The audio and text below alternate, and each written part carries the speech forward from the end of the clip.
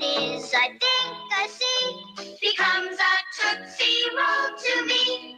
Tootsie Roll, how I want your chocolate chew.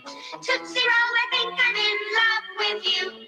Whatever it is I think I see becomes a Tootsie Roll to me.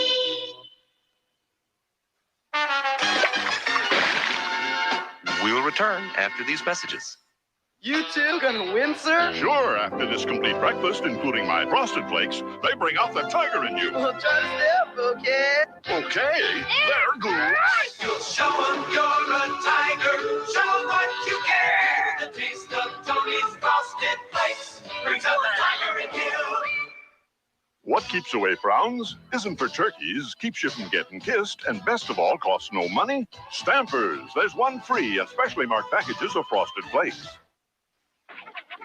Hi there, time for Timer, your roving reporter. I'm talking to you from inside a fantastic factory, your digestive system. You know what we build here? You, not out of wood or metal, but out of food. You see, you are what you eat, from your head down to your feet. Things like meat and eggs and fish you need to build up muscle tissue. Uh-oh. Hello, appetite control, more protein. We need energy. Playing tennis today, you know. Whoops. All these motors in your body need a lot of fuel to go on, like carbohydrates, fats, and proteins, vitamins, and so on. What's left over forms the building blocks you need, indeed, to grow on. Yes, you are what you swallow, so that next time you feel hollow, don't just fill your face with any old kind of treat. This goes for every kid or 6-foot athlete. All you really are is what you eat. We'll return after these messages.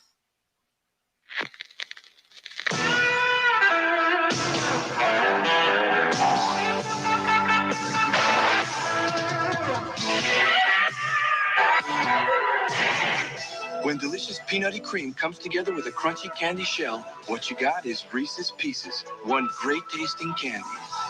In a crazy world where things don't always fit, it's great to know there are some that do. Reese's Pieces, the winning combination.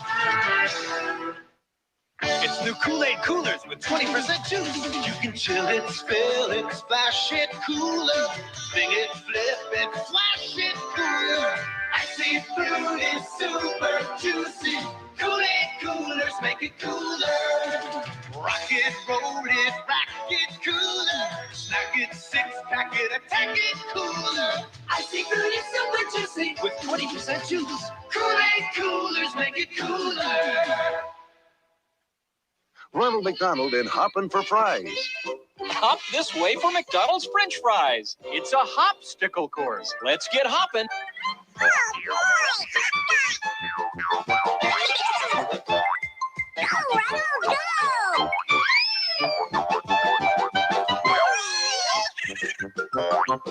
It's a good time for the great taste. Oh, boy, French fries! Oh, they're never more than a hop, skip, and a jump away. At McDonald's.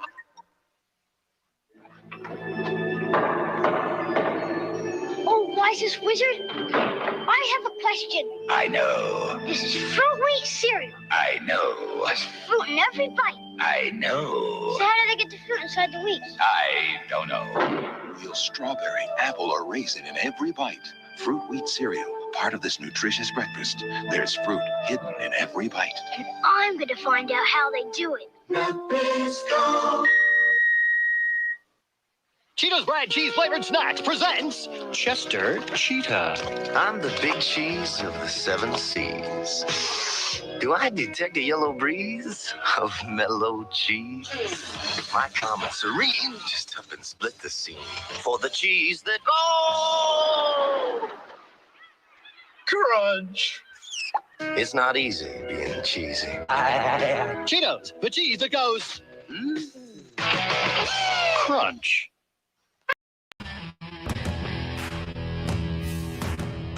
I'm not ready to go yet, okay? I'm not ready. You gotta wait. I got shit to do. I'm in the middle of something, all right? Just hold on.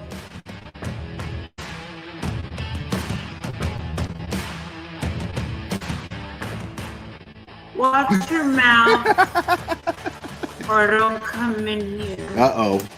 Uh-oh. Oh yeah, please, people, come on, we're adults here. You know what? What is the point? Yeah, we're adults here. I got a fucking Burger King fucking thing on my head. We're all fucking adults here, guys. People in my chat, 2 words. What are they? 2 words. Let me see the chat flood. Let me see the chat flood. 2 words. Okay. Next caller. Please. Let's get into the meat and potatoes, which translate in American to dick and balls.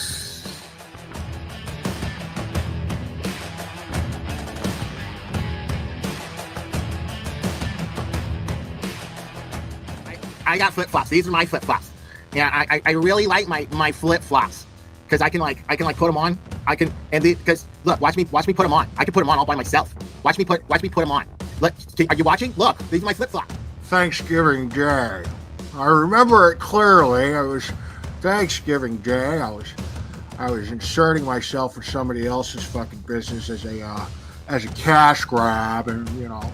This channel is harsh reality. Karen Yak se jodió la sucia vida. Amen.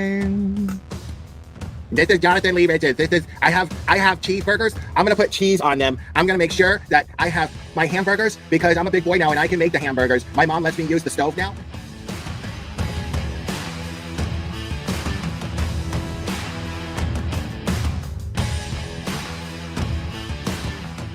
And I'm just like, wow, I like receipts, and they brought receipts. Like they had evidence to back up everything they said. And I'm like, okay, well, there's got to be another side to this, right? Like this can't. No, this is too fantastic. Yeah, because you're not going to just jump to the conclusion that there's a conspiracy amongst cops to cover up a murder. You know what I mean? Yeah, I mean cops and just like soccer moms and shit. Like that's what made it even crazier. Like, yeah, get it, Betty. Yeah, did you have a close relationship with your mom? Get it, Betty. Oh, of course, I still do. Yeah.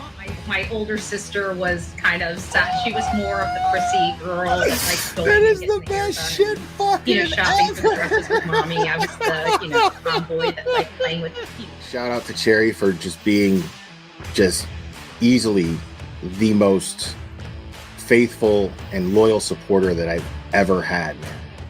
That someone could have that tenacity with loyalty. And I'm really blessed to have someone like Cherry be part of this channel and in my life. So it means a lot. And yes, I named him after Mr. T and Rocky. Say, woman. Say, woman.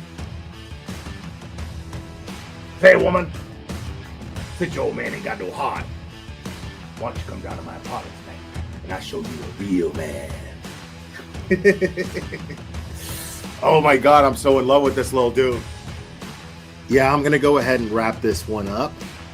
I love you guys very, very, very, very much. And we will do this again very soon, my friends. Oh, say bye. Say bye. Oh, I love you too. Give me a kiss. Oh, I love you. Bye, guys.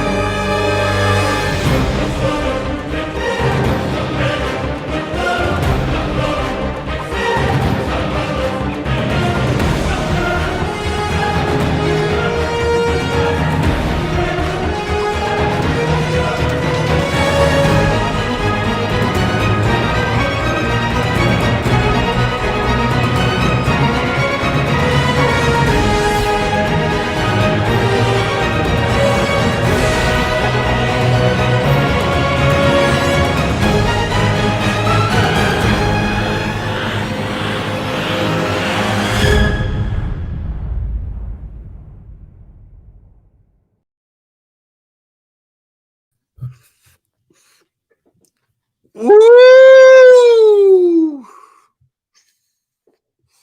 Hold on, give me 1 second, because I'm not gonna have a bloody asshole right here on the stream. So give me 1 second here.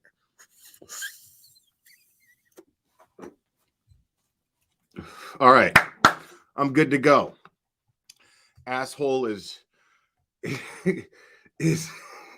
my colon is now tourniquet,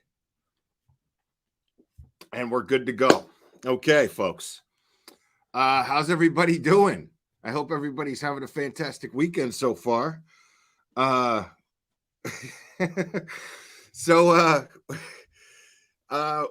just gonna try to have some fun tonight, because like I said, man, listen, I'm not doing the 300 pages live, or 250 pages, whatever it is. I'm not doing all that, man, on live streams and breaking down every single little thing. So I thought tonight I would do the next best thing, and that would be to go over Plevin's interpretation of this opposition motion against the defense's motion to disqualify the Norfolk County District Attorney's Office from the Karen Reed trial and Karen Reed case. So let me make sure. Okay, yeah, my internet's working good. So sorry if my internet lags. It looks like it might lag. So I hope it doesn't.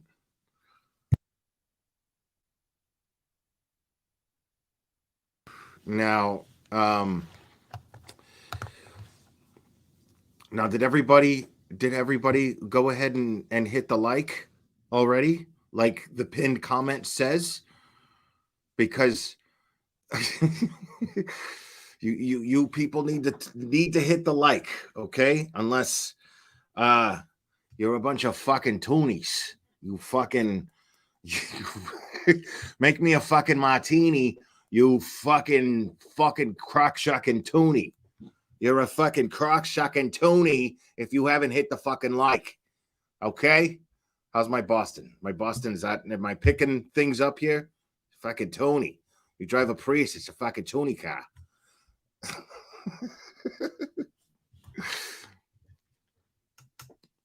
Now, I'm sitting there and I'm watching this dude, man. I gotta tell you, I'm watching this dude do his live stream. And I'm just like, let me go over this.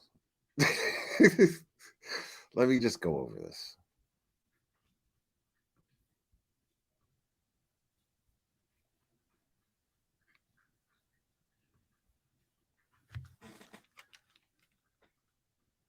Clever, you better not be drinking out of the toilet, man. I got you fresh water, homie. Hold on, let me make sure.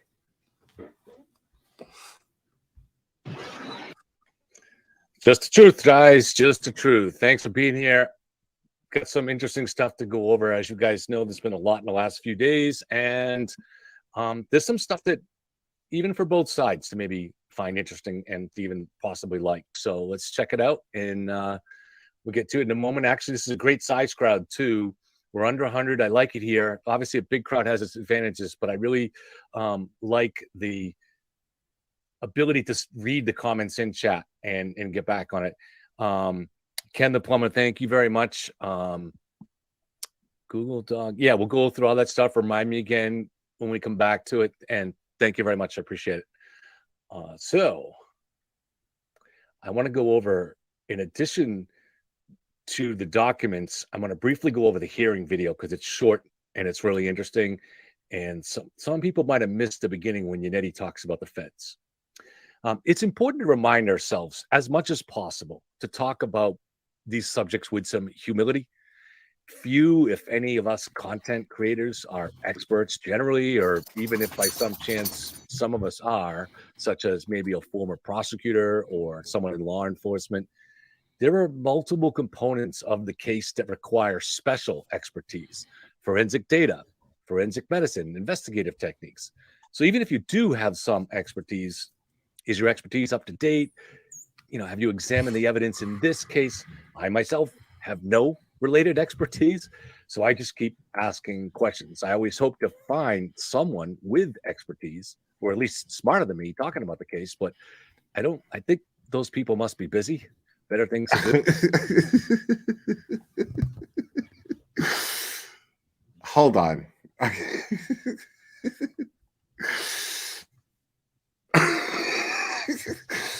Oh man, I gotta tell you. First off, my colon is tied off, my friend. We're good to go. So I'm feeling good about that. I'm feeling real good about that. But B, yeah.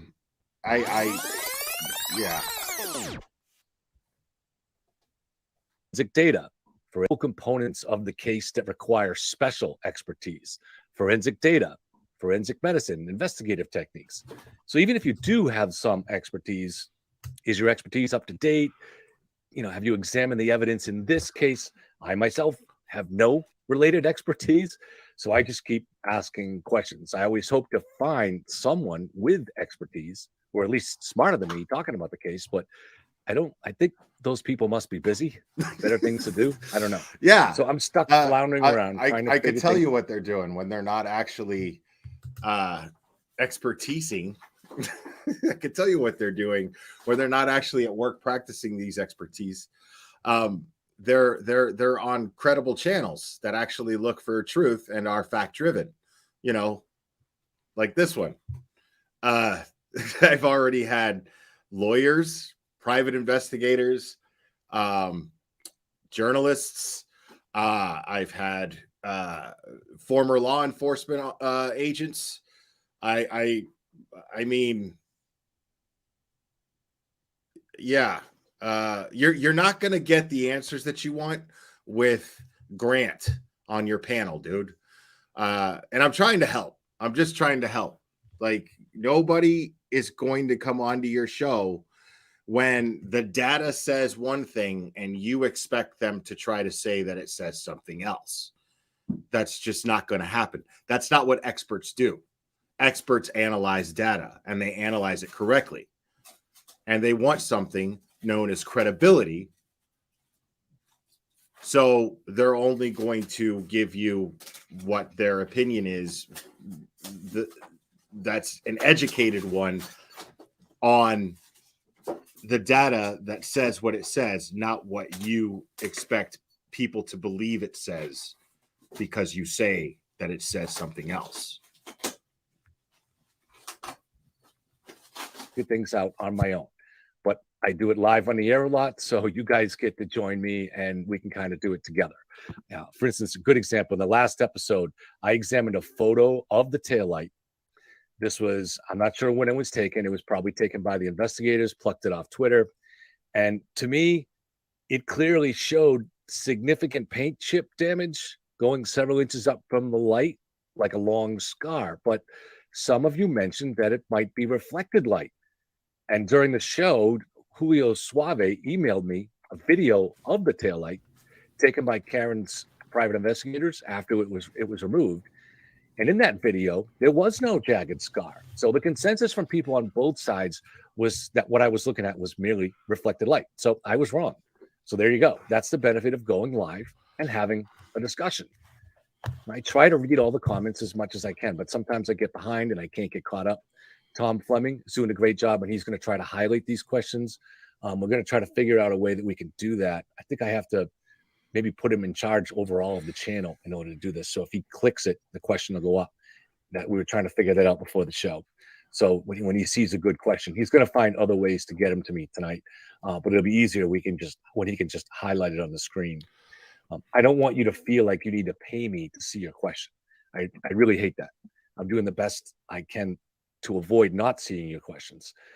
I do appreciate the donations, but enough's coming in at the moment to keep the lights on, cover the expenses of StreamYard and the editing software. I only need about $100 a month, and we're doing a little more than that. So don't worry. If you have a question, just put it in there and we'll do our best to see it, especially if it's a very good, polite question. And if at any time during the show or after the show, you want to get me a question or your theory or whatever, I always give it out. People are willing to, I'm eager to email with people. So Leitskev, LEITSKEV @gmail.com. And there are several people a day. I probably shouldn't mention their names, but there's a guy I'll mention his first name, William. And a lot of the people that email, maybe even most of them, are probably more lean towards the conspiracy side. And he sounds like he might even be smarter than me, but he's got different conclusions on this. And so we have a very polite, civil back and forth. So let's try to do the same thing here. Try to be civil and respect each other's opinions. Now, we all get hot under the collar sometimes. Okay, let's try to shake hands when we're done and have a beer at the virtual bar. You know, I do a little trolling on Twitter from time to time. And I hope you can understand who I'm targeting with that and who I'm not. I am not targeting anyone with sincere questions and doubts and theories in this case. No. As long as you are sensitive to some things. So is that why you're constantly targeting Olivia? I mean, because let's be real. Like, you tag her all the time. So are you saying that Olivia doesn't have reasonable questions? And how did he word that? Let's hear that again. Under the collar sometimes. Okay, let's try to shake hands when we're done and Say that have one a more beer time. at the virtual bar. You know, I do a little trolling on Twitter from time to time. And I hope you can understand who I'm targeting with that and who I'm not. I am not targeting anyone with sincere questions and doubts and theories in this case. As long as you are sensitive to some things. So you're saying Olivia doesn't have sincere doubts and questions in regards to this case? Because I mean, you see what he does here? Because it's very slick. Because he gets me to a point where I want to like the guy. I'm not even lying. Like, he gets me to a point to where I want to like the guy. I want to be like, man, you know, he's a nice guy, man. I just wish, you know, he would be a little bit more, you know, and the problem is that he's convinced himself that he's as open-minded as it gets. He believes this shit, that he's Mr. Open-minded and Mr. Objective and critical thinker. And he's just not. And it's irritating because, you know, he seems like a pleasant enough guy to have a conversation with. You know what I mean? I realize it's going to piss some people off. You guys are just like, fuck that guy. I hate that guy. All right, fine. I mean, you're entitled to your feelings, but I'm entitled to mine. And I'm just saying, he has a demeanor about him that makes me want to engage in a actual conversation with the guy. But then he says things that are completely contradictory to said demeanor that he projects. Like the words that he uses, the things that he says, and the method in spinning the narrative that he's trying to spin is contradictory to this nice guy, you know, demeanor that he projects off. Kelly, member for 10 months. Welcome to Logic. Thank you so much. Appreciate you.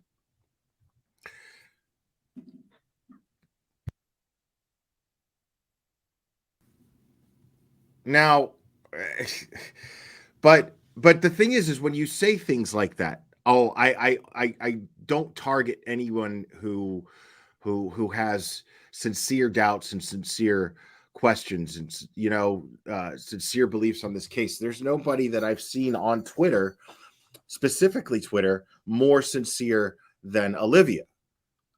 In regards to, I mean, the time and effort that she puts into her own just personal investigating into the documents and footage is fantastic. Clever. Stop, please, buddy. Please go lay down. Go lay down. I love you. Please.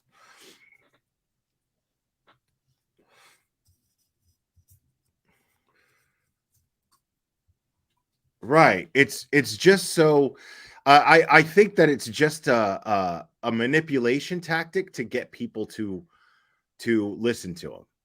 That's what I think it is. It's a politician's trick, even though he's not a politician. M, member for 2 months. Welcome. Thank you so much. Appreciate it.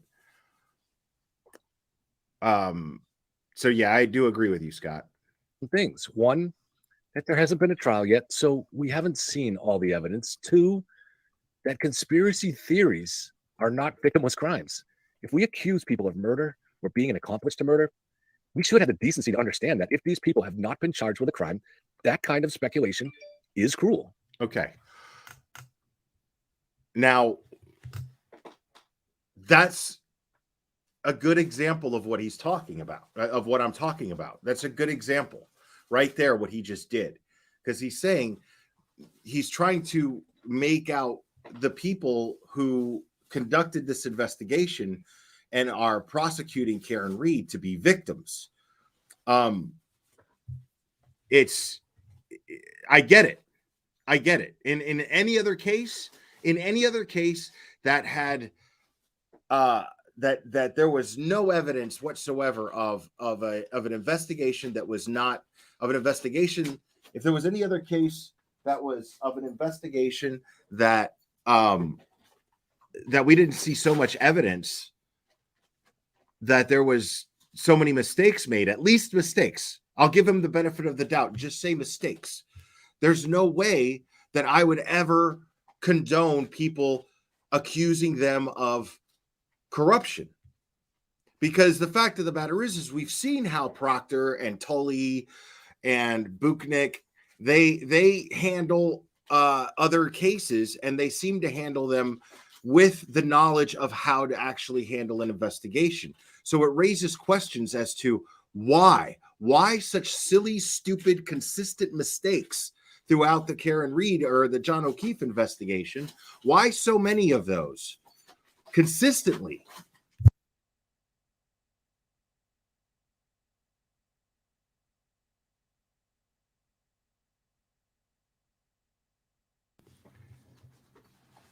Scott McGinnis, thank you. My milestone chat, free Karen Read member for 3 months. Right on. Hilsey, welcome as well. Thank you so much. So the problem with this is, and normally I would be condemning everyone. I'd be like, yo, what is wrong with you people? These are police officers. And you have no proof. But the problem is you do have proof. That's the issue. You have proof of inconsistencies, and you have proof of what could be considered lies. It's not unfair to call Morrissey a liar. It is not unfair. When somebody with the position that District Attorney Michael Morrissey has, in a position that he has, and he sits there in front of a camera with a prepared public statement stating that anybody saying that there is a personal relationship between the McCabe's and the Proctors is lying. He says it's a lie when it's proven over and over again that statement is just not true. So not only did he lie, but he called people who were telling the truth liars. How do you expect those people to look at you? You think those people are just going to go, oh, man, he made a mistake? You know? You think people are just going to go, he was mistaken. He misspoke. Michael Morrissey misspoke. No. People are going to take that personally. People are going to go, no, we saw the evidence. You're sitting here and you're trying to gaslight us and make us out to be crazy, and you're going to call us liars after we saw definitive evidence that there is a relationship between between the Proctors and the McCabe's and the Alberts. So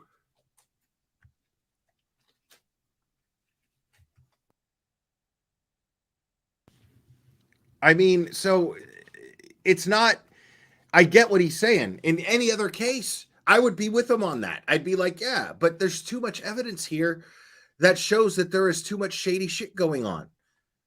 And their answer to people talking about it in ways that they don't like, and being responsible for people talking about it in ways that they don't like, is to lock them up and charge them with a bullshit crime. Charge them with a crime that shouldn't even be a crime. There shouldn't even be a law in the books for it. It is an unconstitutional law. Chapter 28, 13A, 13B, right? Isn't that it? That's an unconstitutional law. So for them to use this, and a guy with such a shady past like Mello to use it,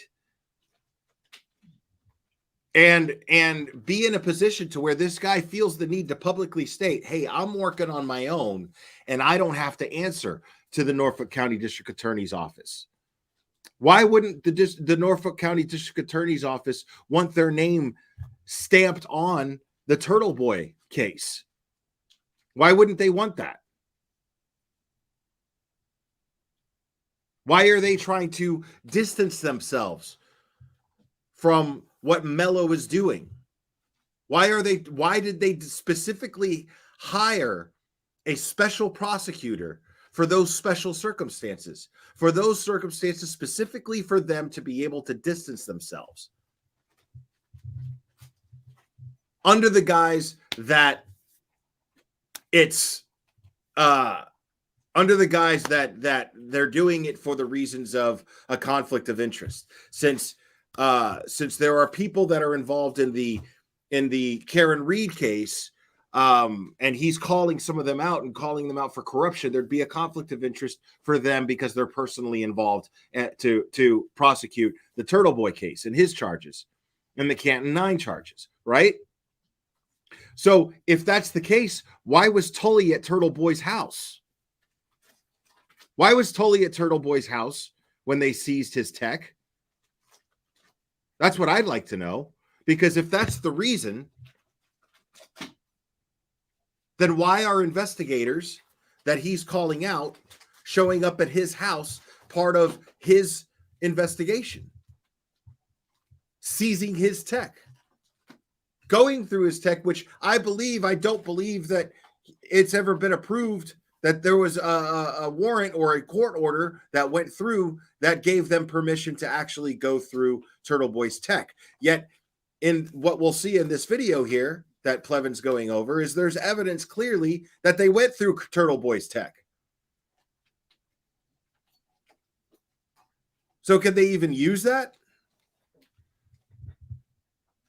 So yes, I don't think that it is irresponsible, or do I think that it is fair to call these people victims when they are behaving in ways that bullies behave? People with something to hide. So no, I don't think that it's wrong to suspect that these people are corrupt. I don't think it's wrong at all. The way people have treated Jen and Colin and others in this case, this is where my humility ends. I hope you can appreciate that, because what people have been doing to them is indecent. Those are the ones that are the target of my trolling. Those people acting like that, those are the ones that I say, forgive me, I'll just do it once. What happened? But those are the ones that I say. What happened to you don't get to sit up here, dude, and say these things, right? You don't get to sit up here and say these things and try to make everybody try to feel guilty for pointing fingers at Jen McCabe when we have all this evidence against her doing shady shit. You don't get to sit here and make us try to make us feel like shit for that, when your entire narrative is based on making a woman who should be presumed innocent, making her out to be guilty, and spinning narratives in a certain direction so that it looks justified. Hey, fuck you. All right. You're not good people. You shouldn't be doing that. And they better hope karma is not a real thing. But if you just don't trust authority, and so you doubt the state's case, okay, I'm glad to have you. I really am. I tend to be that way myself a lot of the times. In this case, after months of analysis, I've come to certain conclusions. But I value having people who keep questioning all of that and keep challenging me. So thank you. I mean that. If you weren't here this summer, this is how it went down for me and on this channel. I had a ton to learn. I knew nothing about data, for example. The conspiracy theory looked compelling. We were told that data said Jen searched at 2:27 how long to die in the cold. But I kept asking questions. In June, we learned the state had an independent expert who argued that no 2:27 search for how long took place. I had questions. We learned that defense. No, we learned that the state hired an independent expert. That means that they were under the employ of the prosecution in order to try to prove that Karen Read is guilty of this crime. Not to get to the truth. They are there for a job. That is to prosecute Karen Read. And they hired an independent expert. 2, actually. People hated me for it. Get off the fence, they said. Turtle kept accusing me of both sidesism. That was his expression. The mob said I was a coward, that I had brain damage. I had no contacts then, not a single one with anyone on the side of the troopers or the state or the Alberts or the O'Keefes. I had no documents. All I had was questions. And I refused to let a mob scare me into not asking. And I agree with with the words he's saying. Like, if somebody's on the fence, then they're on the fence, man. So fucking what? You know what I mean? Like, if I'm on the fence on something, I'll tell you that I'm on the fence on it. And, you know, it may not be what you like, but it is what it is. You know, you're not going to like intimidate me by, you know, with scrutiny on the internet in order to believe whatever you're saying. You know what I mean? Like, in order to join your side. You know, like, I just don't look at this situation in terms of sides. I just don't. I mean, of course I look at it in terms to a certain degree that, you know, of course there are people over here who believe Karen Read is innocent, and there are people over there who believe Karen Read is guilty. Okay. But it's not a gang war, dude. You know what I mean? Like, I don't look at any of these people. There are people that I know that I speak to behind the scenes who believe Karen Read is guilty by an accident. That they think that it's an accident. And me and one particular person, we've been friends a long time. We speak about this behind the scenes. We can disagree. We're okay with that. I'm not going to end up being like, oh my God, you joined the wrong side and we're done. That's crazy. That's crazy. Those of you people who are getting to a point to where like your difference of opinion on a case that does not involve you directly, and you're letting it affect your personal life, it is now a part of your personal life, then something is fucking wrong with you. Seriously, you've got to calm the fuck down. You need to relax. Just because it's Turtle Boy's life, it doesn't have to be yours. You know what I mean? Like, he made it his personal life. He made it his mission. He made it his work to where he was like, I'm going to have to really put my balls out there. But, you know, anybody who's out here digging into people's past and trying to contact people's family members and shit like that, y'all are fucking crazy. I don't give a shit what opinion you have on this case. If you're doing that kind of shit, you're fucking insane and you need help. Just because someone has a difference of opinion, because they might have a lot of people listening to what their opinion is, use your voice. Build yourself a platform as big as theirs and use your voice. But speak your argument and make more sense in your argument on the topic at hand. Don't go making it personal between the two of you. That's insane. Not asking him. Now, as it turned out, I was on the right path. That's not gloating or being condescending. None of this was rocket science. It's just asking questions. It's not even Bloody Mary science. Just asking questions. Common sense questions. Common sense questions like this. Seeing that Turtle was obviously anyone with an IQ north of Interstate 93 working with the defense. What was the other side? What were we missing?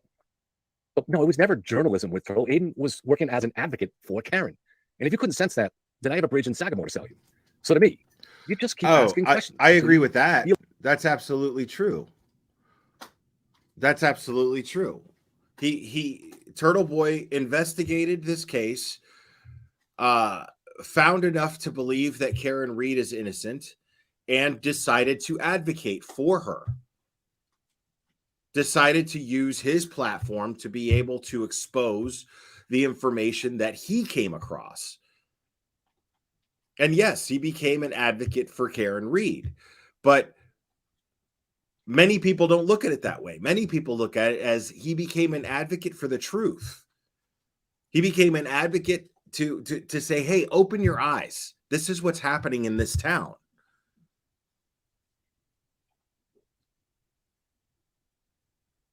Junkman, I have him up to 1.5 speed.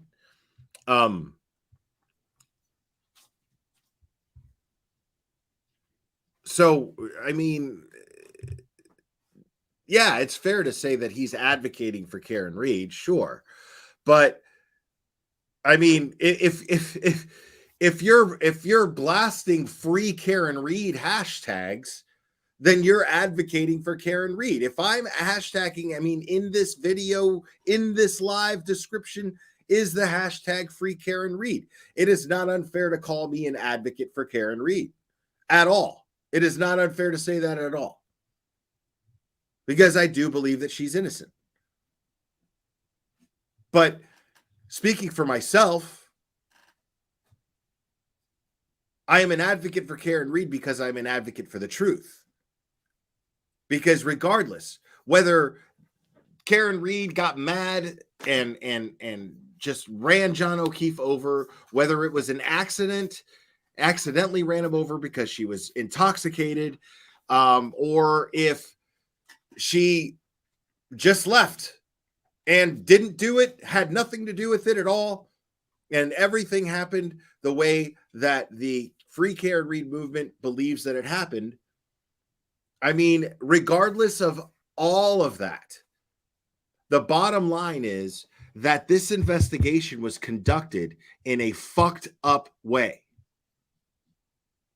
Her rights were violated. And that could be any one of us and any one of our loved ones. Because we are all, if you are a patriot, if you are a proud American, then you would be advocating simply for Karen Read's right to a fair and just investigation. We have a justice system that is in place so that innocent people don't get locked up, don't get their freedoms taken away. We have a justice system designed to protect everyone, to protect the public from crime, and to protect the public from being to protect an individual member of the public from being falsely accused of a crime.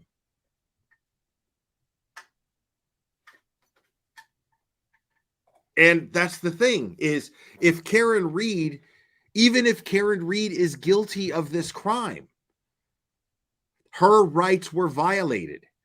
And now it doesn't matter. And that's a bigger problem.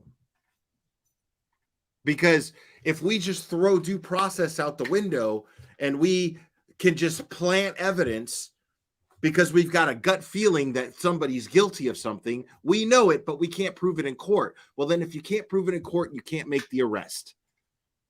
It's just that simple. We don't take away people's freedoms just based on what we believe. And so you have a duty to your community as a civil servant to conduct investigations in a way that you are trained to do. In a way that was designed for everyone's rights to be met.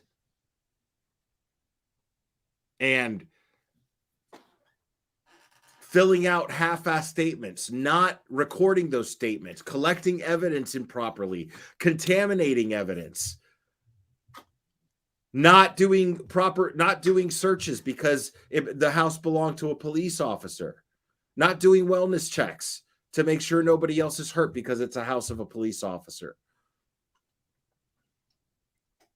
These are just a few things, not even a handful of things that are a violation of Karen Read's right to due process.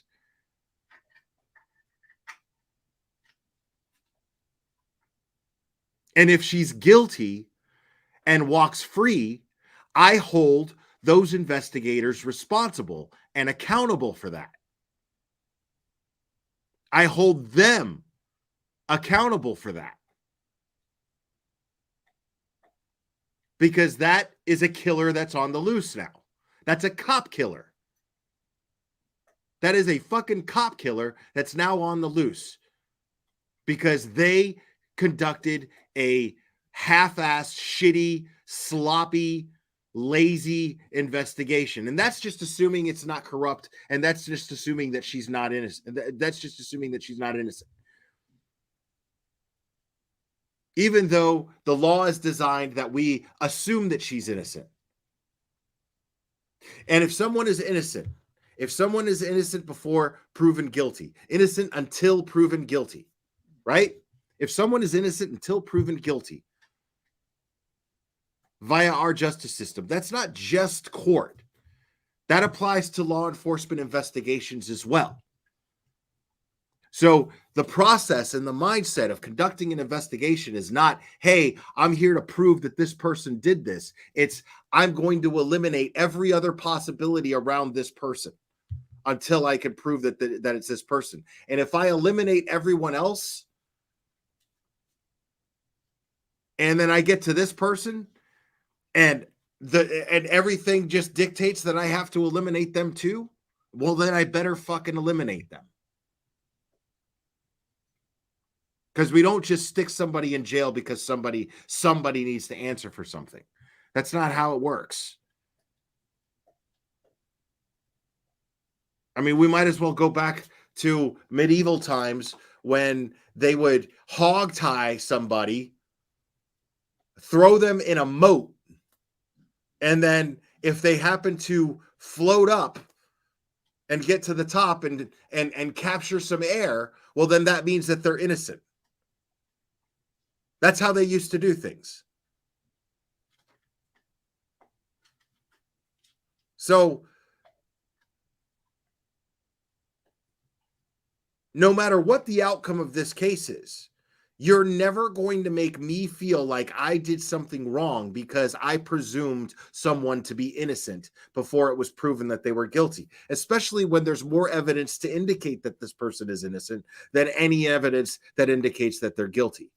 Because I haven't seen any evidence that indicates that this person is guilty without any, I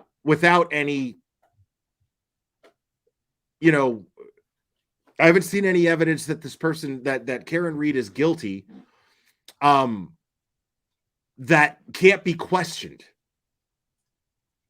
And if it can be questioned, well, right there, that's doubt.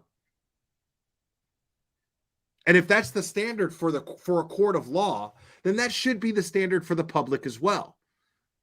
People are like, well, it's not a court of law. This is the court of public opinion. Well, there's a reason why those standards exist in a court of law, and it's so that you don't unjustly condemn someone. Why in the court of public opinion can we not hold people to that same standard? Why can't we hold ourselves to that same standard? And that's all I've done this entire time, is hold myself to that very standard. I am assuming Karen Read is innocent. If you sit there and accuse me of going, well, Glera, you're being really close-minded, and you're only looking at this assuming that Karen Read is innocent. Yeah, that's exactly what I'm supposed to do. That's what you're supposed to do. That's what anybody, any decent person is supposed to do. Everyone is supposed to do that. You're supposed to assume someone's innocence before assuming their guilt. And you want to make me feel like I'm somehow the villain in all of this? Because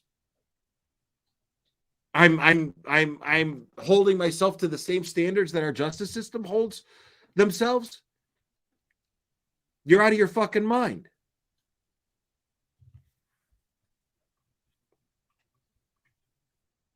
Feel confident that you have enough. So you take that spot on the fence and keep asking questions. That will always be my approach in any case, in any situation, till the evidence is compelling enough. If you do the same thing, if that's your approach, thank you for being here with us. Even if you have different theories or ideas about this case or different questions, it's all great. As long as you're asking questions, then it's awesome, and we need you. In this day and age, nothing is needed more than a little bit of both sides. Before I get to the mind-blowing documents from yesterday, I want to challenge you. We don't do politics, and this is not politics. This is just a great way to kind of look at this. So in the spirit of both sides, I don't care how you vote or what party you are, and I'm really a rabid moderate myself. But look at the last three presidents, Obama, Trump, and Biden. I'm going to guess none of you voted for all three of those guys. So pick out the one you oppose the most, maybe even loathed him a little or a lot. Either loathed him or his policies. Now I want to challenge you to name something you liked about him or his policies, something you liked about the guy you loathed. It's worth trying as an exercise because you should be able to look at all the presidents of your life and name something good about their time in office, because nobody's all good or all bad. I mean, like, I agree with that too. I totally agree with that. If you're going to vote for somebody, you know what I mean? Like, I'm anxious for the day that we as voters start voting for the candidate that we like rather than the candidate who isn't the candidate that we don't like. Because that's what's going on. That's what's been going on the last few elections. So you can disagree all you want, but that's the fucking truth. The majority of people who voted for Biden didn't vote because they liked Biden. They voted for Biden because they didn't like Trump. That's a fucking fact. Because you know how I know that? Because I didn't see anybody blasting all this great stuff last election about how great Biden was. All I saw was how bad Trump was. It's all I saw all over social media. It's all I saw all over the news.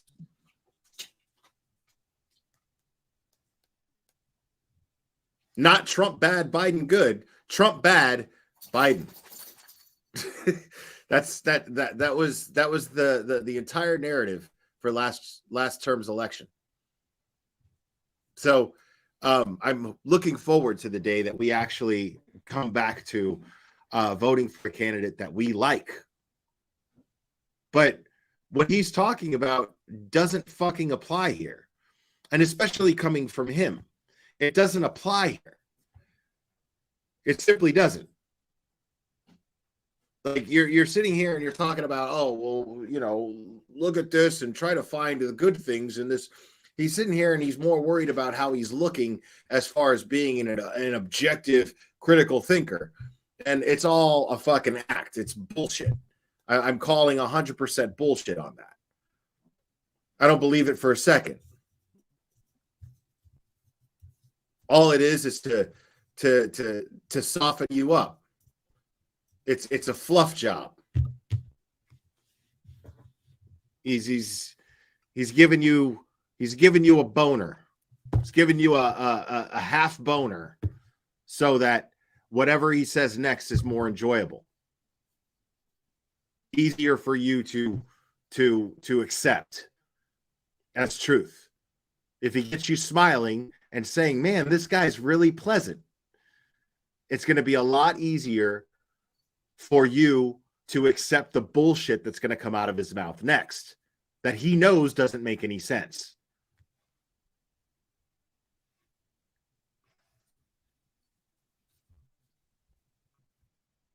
So I can do it myself. I'm older than most of you guys. So I'll go back to Jimmy Carter, start there. Jimmy Carter was a very good man who brought decency to the office at a time it was needed. He achieved a landmark peace deal between Egypt and Israel. So that's just a few good things I can say about him. Reagan turned around the economy, and his policies led to the fall of the Soviet Union. George Bush Sr. successfully threw Iraq out of Kuwait and had the wisdom to not invade Iraq, creating the mess we got years later. Bill Clinton managed a good economy with a reasonably balanced budget, and he created peace in Ireland, stopped genocide in the Balkans. Bush Jr. successfully led us through a financial crisis with TARP. Obama implemented a healthcare plan that has kept me alive. You might have different feelings about whether that was a good thing, but I tend to view it favorably. Trump, working with Pelosi and Schumer, all three of them together, actually implemented the most successful government policy in the history of the world. That's my take on it. And none of them, those two Democrats and one Republican, will probably ever get credit for it. The stimulus plan prevented the onset of a Great Depression that would have lasted a decade. See, the COVID shutdowns were going to completely undercut demand. You remember supply and demand from Econ 101? And what happens when there's no demand in an economy? It ain't good. And this was the biggest shock interruption in demand in history by far because of the forced shutdowns. Demand just went right through the floor. So typical solutions from either party would have failed. The typical Democrat solution would be to launch massive spending on these government programs. But that would fail. Oh my God, I don't care. Since that needs, in order to you needed to offset demand immediately, and programs like that take years. The Republicans would typically have gone for tax cuts, which would have done better than the massive spending, but still wasn't what was needed because the pandemic came in April, and those tax cuts would have taken at least a year to hit the system, and they wouldn't have impacted people who don't pay much taxes. So these guys, two Democrats and a Republican, came up with the unprecedented idea of stimulus checks. Simple, brilliant, but something neither the liberal nor conservative ideology would allow. Trump, for all his many, many flaws, is not an ideologue. He's probably What the the least fuck are you ideological talking president we've ever had. He can be an idiot, for sure. And so, but somehow the tides of history seem to again produce the right man to complete the task that was needed at that particular moment. That's not an argument that you should or shouldn't vote for him again. I'm not talking about that. It's a tough, that's an extremely tough choice. I'm not saying that. What I'm saying, just saying, is at that particular moment, he and Nancy and Chuck, however you feel about them, saved the world. So maybe if Trump's elected again, it'll ruin it. I have no idea. But the point of the exercise is that we should try once in a while to see things from different sides. I don't mean equivalence. Don't worry, Tom Fleming. I'm not talking about equivalence. Jesus Christ, I don't mean relevancy. Just take a look at things from different angles when you can. Now, let's get on to the show. I want to also just quickly, please bear my words, because I mean this from the bottom of my heart. So I want to apologize. Today, I let something Junior. slip on Twitter this week that I should not have. Fortunately, it seems to have gone mostly unnoticed, but I am very sorry. Kate's done tremendous work on this case, tremendous. You understand her original motive, but trust me, unlike many players in this, her priority is not getting the scoop or being the first to report something big, which she would have had more scoops than anyone. No, she actually tries to be very responsible, cognizant of the legal ramifications and to the effects anything might have on people. She's very sympathetic to the victims, or really any victims in any of these cases. If your opinion on Kate was formed just by watching Aiden's shows, you might want to consider the source. She's a fighter, don't get me wrong, so I don't always approve every tactic she employs, but she's one of the smartest players in this whole thing. Certainly much smarter than me, and that's not saying much, but I can at least recognize talent on the field when I see it. Unlike many of the grifters this case is drawn out, she operates with a conscience. If you're judging her based on the turtle mob, have you learned anything? At the show, I want to go quickly to... See, that's how I know this guy's bullshit. I want to go to the hearing. Because I know a little bit about this Kate person. And I'm just going to say, I'm not going to get into that stuff, like I've learned a little bit, and I'm just going to say she's not credible. And the reason why she's not credible is because she is driven by her hatred for Turtle Boy.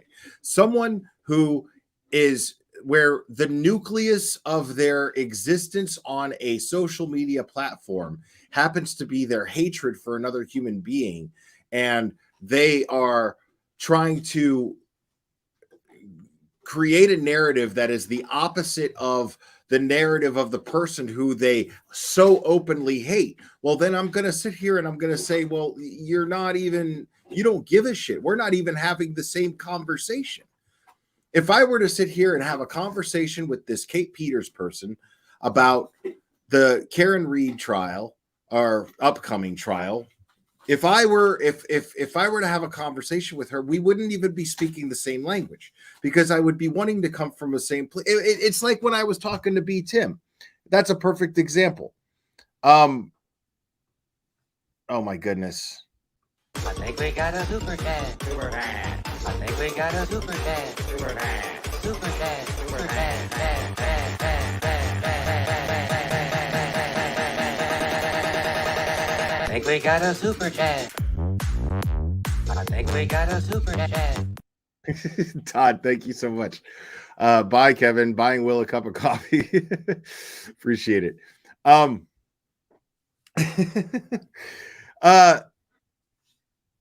A perfect example of what I was talking about. This guy was basically, I was basically saying that if your hatred for somebody is the nucleus behind is the nucleus of your argument, That's where all your energy is coming from.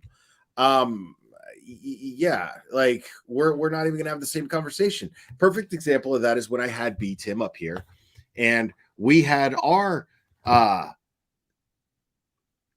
discussion, and I use that term very loosely because he came up here to have an argument. He came up here to try to troll and humiliate me on my channel, but he failed because all he did was just argue things for the sake of argument. He didn't have any facts or anything behind what he was trying to say.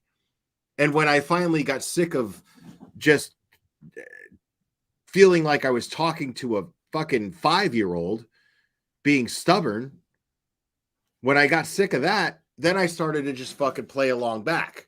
And then as soon as that happened, the guy rage quit.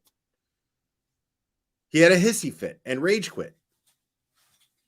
So there was, and the reason why that went down that way is because this person was not interested in getting to the truth in this case. He was only interested in disagreeing with me. And that is clearly what it seems to be. That is clearly the energy that seems to be driving Kate Peters, is the hatred that she has for Turtle Boy. Whatever Turtle Boy says, she hates him so much that she is going to try to dispute it and find and manufacture some sort of counter argument to it. And that's not credible to me. I'm not going to take anything she says seriously because of that. Because of that, because of her personal feelings that are involved. And we'll watch this. Let me see if the volume's up. All right. I do appreciate that you put right in your motion that no timeline was explicitly given for the completion of the process and therefore the production of information. But the U.S. Attorney was cognizant of the trial date scheduled for the case at bar and desired to provide enough lead time for the parties to assimilate the new information, leading counsel to believe that the information would be forthcoming in early February. What do you want to say about that, Mr. Yannetti? What do we have? So we actually have an update, Your Honor. At 8:28 p.m. last night, the parties received an email from the U.S. Attorney's Office stating the following regarding the procedure going Bro, forward. mute your mic when you do that, dude. First, as soon as we hear back from the DA's office regarding the latest edits to the protective order, we will file our motion in federal court. We will then be in a position to make our disclosures immediately upon, number one, the federal judge's endorsement of the protective order, and number two, execution by the parties of the acknowledgement form on the protective order. Second, we expect that this could happen as soon as tomorrow. Now, this is an email that we're receiving last night. Right, you said that. They said, but he said in parentheses, again, assuming a quick turnaround of the protective order and acknowledgement forms on your part, speaking to the party. Just to explain what the protective order is, this is just to make sure both sides, well, the DA has to sign an agreement saying that they won't leak this information to or send it to inappropriate places. That's all. And I think we'll see from the rest of this that it would happen quickly. Barring something unforeseen, we would characterize the disclosures as happening within a matter of days. Okay, great. Mr. Lally, I know you're on trial, but have you been able to hold up your end of this yet, or when will you be able to?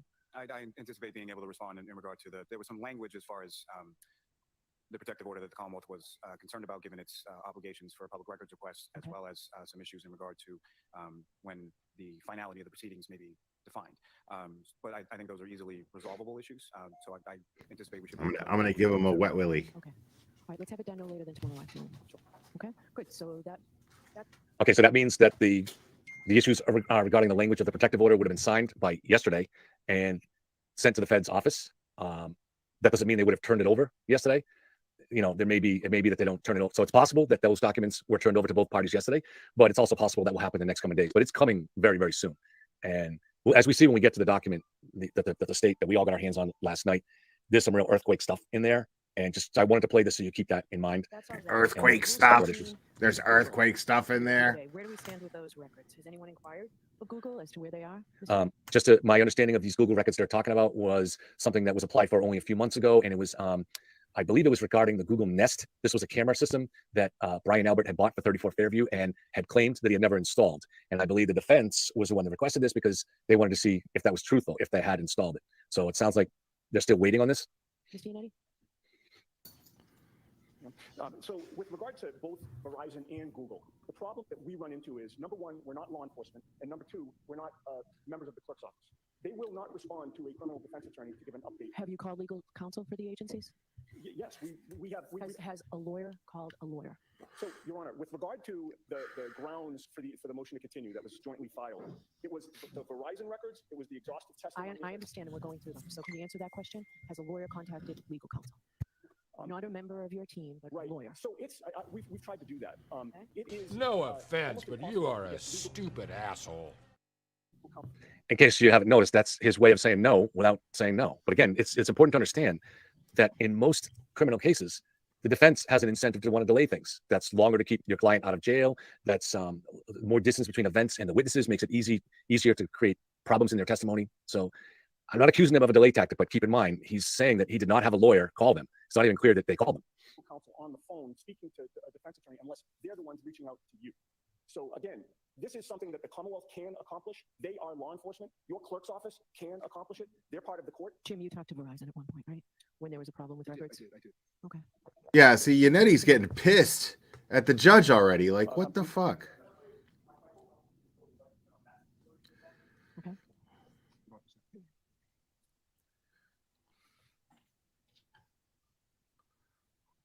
Trying to fast forward a little for you guys here. I had emailed the court yesterday to see me in person. McDermott and review the declaration that Brian Albert had filed and get us a copy of the court order so that we could follow up with Google. That was a discussion that we had at sidebar. I don't have, as it stands, a copy of the reference number in order to follow up with Google. And I also don't know what was filed. Okay, unless anybody wants to come back to that, we can probably just cut this out. The outstanding issues were, well, there is not something we'd be interested to watch, but we'll skip it. But the Google Nest was whether or not Brian had hooked up his camera, which would have gone through Google. The Verizon records were regarding communications of Michael Proctor, Elizabeth Proctor, and Jen McCabe. So these are all things that were only put into, in terms of by the court and at the prompting of the defense. I don't know the exact dates, but since the fall, all right. And it takes time, unfortunately, for justice, the wheels of these bureaucracies and these big companies to move. It's not necessarily anybody's fault that there's a delay here. So, and then they mentioned the DNA. This is the DNA testing they had asked for the troopers' DNA, and that those DNA samples were given, but there are procedures that go through here to protect everybody, and then that goes to the lab. And I think what they were trying to do was look for matches to see if there were any signs of the troopers' DNA on the taillights. And they do kind of mention that. And it was interesting that even though it was not the issue before them, the judge asked Yannetti if there was any issues with canine DNA, and he kind of very sheepishly said no. I think the judge knew there wasn't. And then this was, to me, kind of a confirmation that and I had reported here a long time ago that the canine testing was negative, not just for DNA, but canine testing, period. Anyways, it seemed like a confirmation there, but then it was certainly confirmed last night, as we'll see in the document. That Okay, but there was never any canine testing. Clubber, what are you doing, dude? Are you kidding? I'm sorry, guys. 1 second. The canine testing on John's clothing came back negative. So unless you believe in some elaborate conspiracy where John's clothing was switched, then there's no dog attack. That's dead. That's dead. It's dead. All right. So, all right, let's get to the document. It was not easy for me to get this. Let's make sure you can read it in a form that I can share on this. All right. So what I've done is I've gone through. Okay. So I was happy that Clubber finally laid down. And so I went to reward him. I went to go get him treats. And then when I gave him the treats like an idiot, it got him all excited again. And then he unplugged all my shit. Went nuts and unplugged everything. But okay, now he's chill eating his treats. So I should have just let it be. But I realized I didn't give him treats earlier and I owed him treats. And I was like, oh shit, look at him laying over there being all good. Let me go give him a treat. And then I got him all hyper again from giving him treats. But there was no DNA testing. There was no testing for canine. That's the whole point. Gone through this, and at least we haven't seen anything, right? And there's some really mind-blowing stuff. So let's go through it. And then at the end, if I've accidentally skipped over something, or if there's something that you noticed that I did notice, I'll come back to it and you can ask me the questions and we'll see if we can find it. So, all right. So this is just the first thing that I highlighted. This is a document from the prosecution arguing against the motion that that this should be dismissed or taken out of the hands of the DA's office. I think in this case, this was an argument for of the case. And it doesn't seem to be anything new in their argument for dismissal. Their argument, for instance, their argument against the DA was because he held that press conference in September to say that Michael Proctor was not at the crime scene and Colin was not there when John and Karen arrived. So there was nothing really new from the defense. There was something later on that could be extremely useful for the defense. We'll get to it. That was Yannetti revealed. Really, really interesting. All right. So the Commonwealth has continually recognized its constitutional obligation to disclose. Somebody's messaging me. Oh, okay. Sorry about that. Has continually recognized its constitutional obligation to disclose. What? I think we got a super chat. Super chat. I think we got a super chat. Super chat. Super chat. Super chat.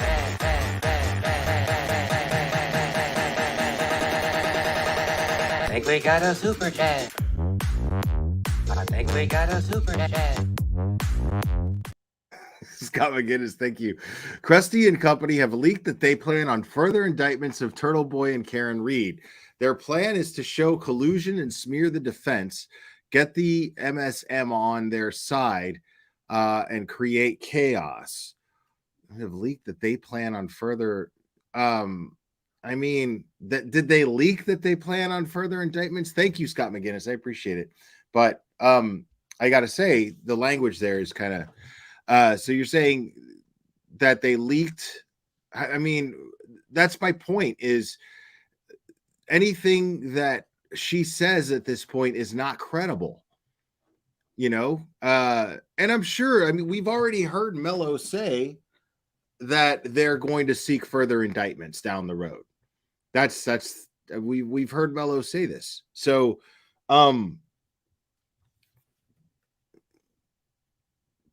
but I mean, they're going to try to show.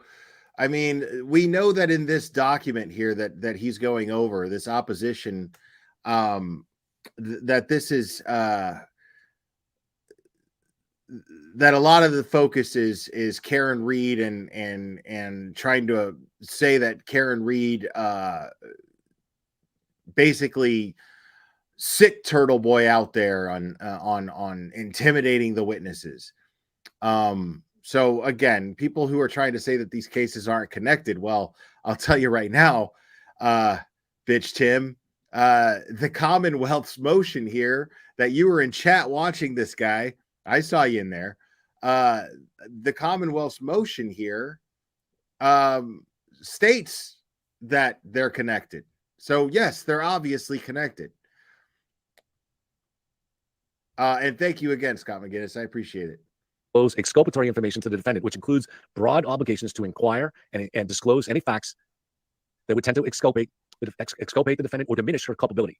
So this means, this is why when the state was reaching out starting in last May, as soon as they found out there was a federal investigation, they had to reach out, because if the feds had found any exculpatory information that tended to exonerate or reduce her guilt or culpability, the state is under an obligation to get all of that information for the defense. So they had no choice. They had to reach out to the feds, and the feds ignored them. Wait, what? Okay, I gotta. What does that have to do? I have to hear that again, because I don't want to call him out for stupidity unless I'm sure, because I don't like being wrong about that. But yeah, that's a little too. Hold on. Was reaching out starting in last May, as soon as they found out there was a federal investigation, they had to reach out, because if the feds had found any exculpatory information that tended to exonerate or reduce her guilt or culpability, the state is under an obligation to get all of that information for the defense. So they had no choice. They had to reach out to the feds, and the feds ignored them. Okay, so you're saying that the reason why so Kevin here is saying that the reason why Michael Morrissey's office reached out to the feds to try to find out what the nature of their investigation was, because that's exactly what that was. It was not to get evidence, exculpatory evidence, possible exculpatory evidence that might exonerate the defendant. That's not what that was. That was not in the good nature of in the spirit of and good faith of the interest of justice, reaching out to the feds to try to get any evidence that could exonerate the person that they are prosecuting, because they don't want to prosecute an innocent person, right? Of course not. Why would they want to do that? So that's why they reached out to the feds. That's why they said they reached out to the feds in one of those letters. That's what Plevin is going by here. That's what they said they were doing. But they even said that they wanted to know what they were investigating, why they were investigating. And they only used that language, exculpatory evidence, in order to justify why they were reaching out, so they didn't look suspicious. Now, here's why I know this is true. Okay? Because if the Commonwealth was so interested in the defense having exculpatory evidence, because they're so obligated, in the interest of justice, they're obligated to share with the defense any exculpatory evidence that might exonerate their client. Well, why are Karen Reed's attorneys, her defense team, to this day, why are they still waiting for exculpatory evidence that they have asked for and filed motions for, that the Commonwealth still has not shared? Why are they still waiting on pieces of discovery from the Commonwealth? Why is the defense still waiting on pieces of discovery? If they're so concerned about sharing any exculpatory evidence that could exonerate this possibly innocent woman, in the interest of justice, we must do this. Well, where's the discovery that they are supposed to share with the defense, that they're already, that every time that there's a hearing, Yannetti or Jackson, usually Yannetti, brings up, hey, we're still waiting on this and we're still waiting on this. It's been 2 years. And we're still waiting on the prosecution, to our brothers in the law, to share with us the information that they have. But still, nothing.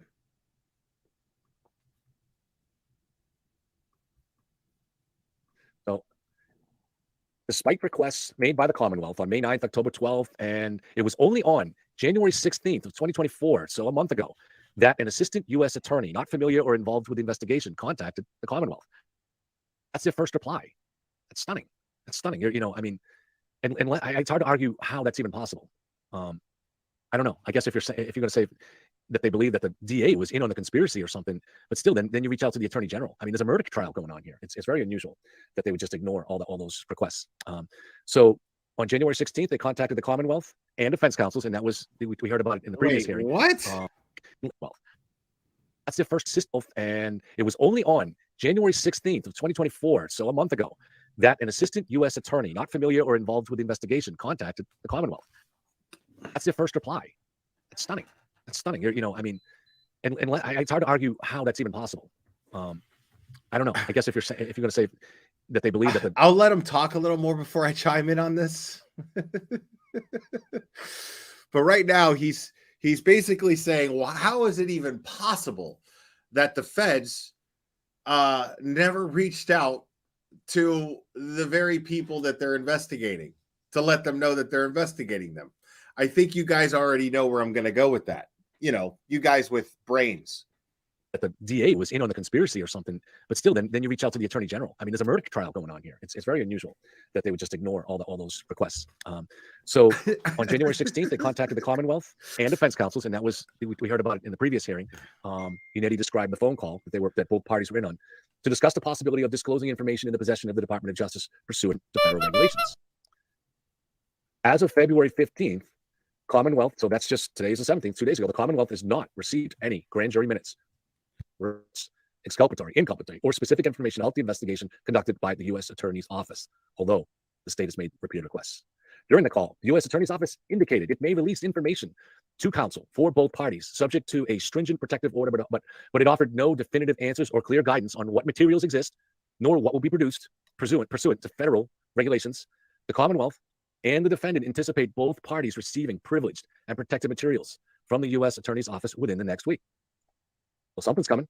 Probably just the grand jury minutes and maybe interviews, such as, for instance, they interviewed Lucky Laughlin. He was subpoenaed to appear before the federal grand jury, but then that was canceled. But notes like that would probably be included in this. The Commonwealth has diligently. Bro, you don't have any fucking idea what that's going to be. You don't have any clue. None of us do. We have no idea what to expect from the Commonwealth or from the U.S. Attorney's Office. We have no idea. This is interesting, right? So the Commonwealth has diligently investigated the defendant's unsubstantiated allegations of police and prosecutorial misconduct. Efforts to disprove the defendant's allegations have included interviewing additional witnesses, submitting evidence to a veterinary forensic laboratory that concluded there was no canine DNA associated with the swabs. All right, so no canine DNA. So I don't know. Does that leave out the possibility that there was canine hairs? I don't know. But I didn't. So we'll see if somebody argues that. But there was no canine DNA associated with the swabs taken from the victim's clothing in the areas of the victim's injuries. So, all right. So let me read this one more time. So the Commonwealth has diligently investigated. Pay attention to the language here. Now, this is the Commonwealth's opposition motion from the motion coming from Jackson and Yannetti that to disqualify Michael Morrissey's office from trying this case. The Commonwealth has diligently investigated the defendant's unsubstantiated allegations of police and prosecutorial misconduct. Okay, I'll read that one more time. The Commonwealth has diligently investigated the defendant's unsubstantiated allegations of police and prosecutorial misconduct. It's the Commonwealth that's under investigation federally. How am I supposed to take that right there? How am I supposed to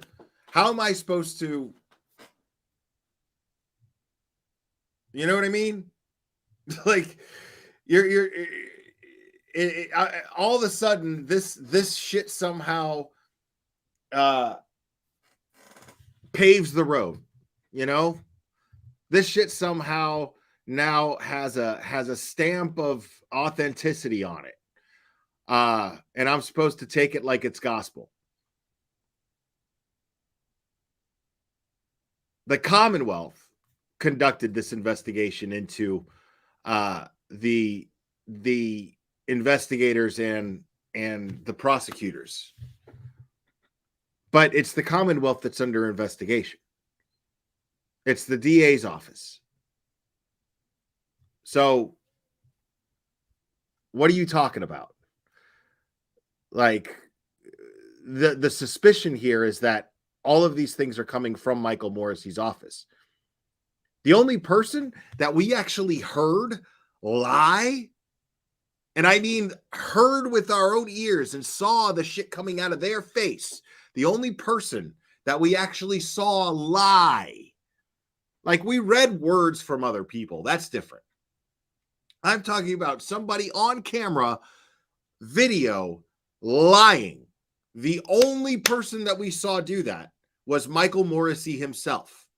Think about that for a second. Like, we haven't seen Jen McKay on video lying. We haven't seen Brian Albert or Chris Albert on video lying. We haven't seen any of that. We haven't seen Proctor on video lying, Tully on video lying. We haven't seen any of those people. The only person literally that we saw lie about something very, very important was Michael Morrissey himself. Himself. So Right. And if Lolly lied in court, that's, I mean, that just adds to my argument because, I mean, you're sitting here and all of a sudden we're supposed to take this as gospel because you're saying the Commonwealth did the investigation. Well,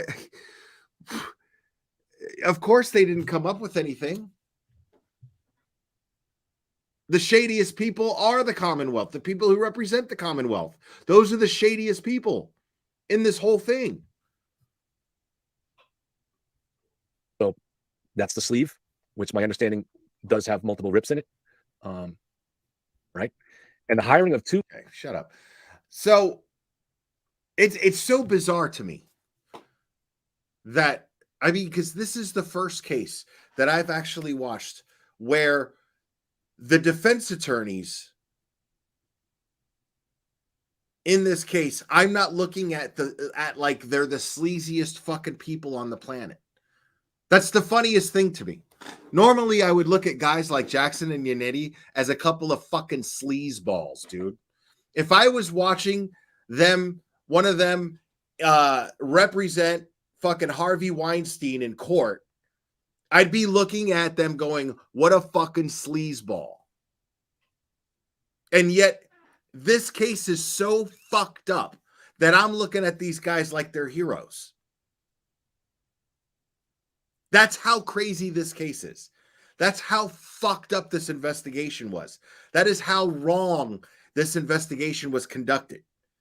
How nefariously this investigation was conducted is that I'm looking at two defense attorneys that I would normally look at like a couple of fucking sleaze balls.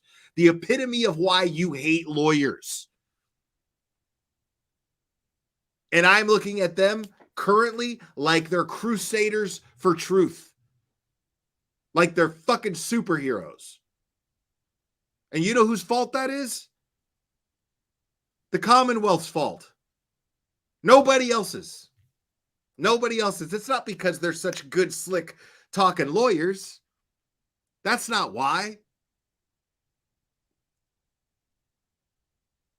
It's because I looked at the case that the investigators presented to the Commonwealth, and the Commonwealth is deciding to use to try to convict Karen Read with it. That's all I'm looking at. I'm looking at that, and then I see these two attorneys, and I'm thinking that they're fucking heroes. You must be doing something horribly wrong if you've got a guy like me who hates fucking sleazeball, bloodsucker lawyers rooting for a couple of sleazeball, bloodsucker lawyers. Like you must be doing something terribly wrong.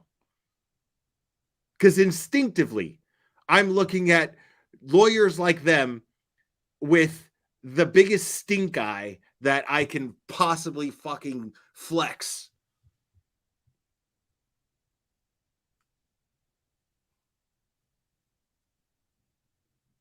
That's not because they're you know, and I'm looking at them like they're like they're fucking crusaders for justice. I'm totally looking at them like that. I see those guys and I'm like, yeah, you know. It's not because they poured sugar in my ear, you know.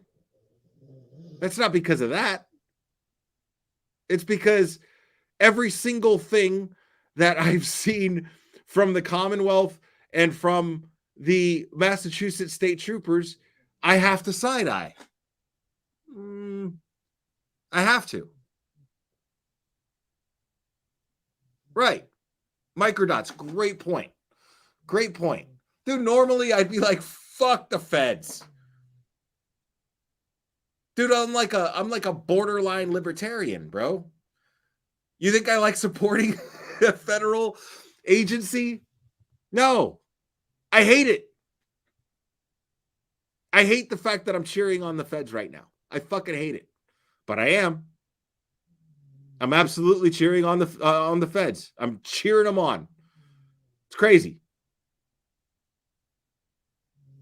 Like,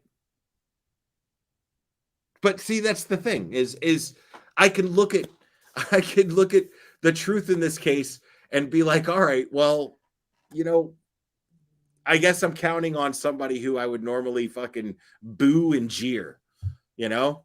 Fine, whatever it takes to get to the truth, whatever it takes, whoever it takes.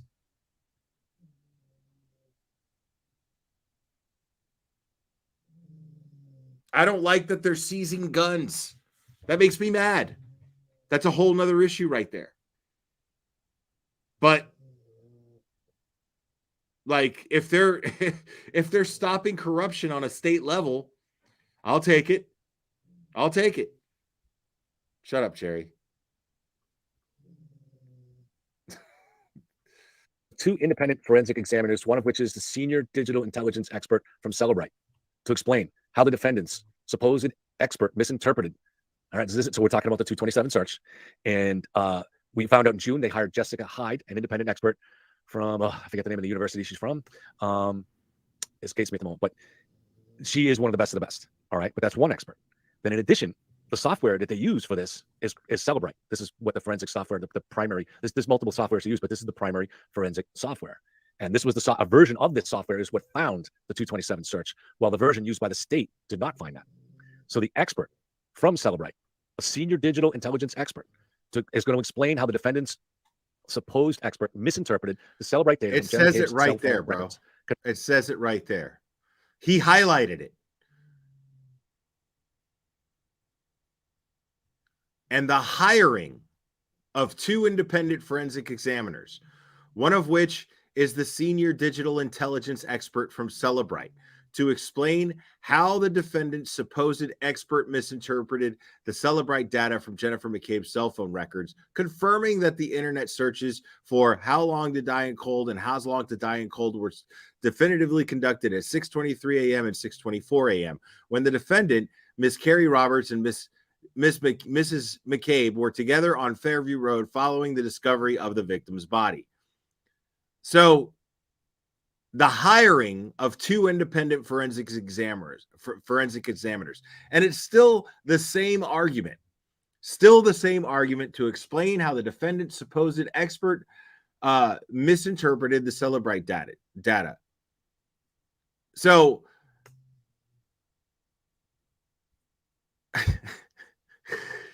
I mean, we've always said it's going to come down to trial, right? It's going to come down to trial. But here's the thing. If it's the Commonwealth, right? If it's the Commonwealth, if it is the Norfolk County District Attorney's Office, why did they not subpoena experts? I mean, they can do that. They can subpoena someone. At least I think so. I'm not a lawyer. I don't know for sure. But I feel like, why did they have to hire? Why wouldn't they just subpoena an expert? Someone who's not objective.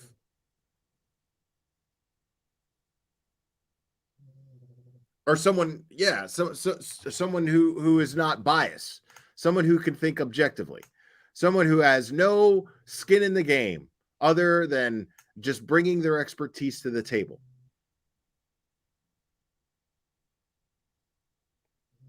So it's just silly to me that this guy's talking about this like it's gospel.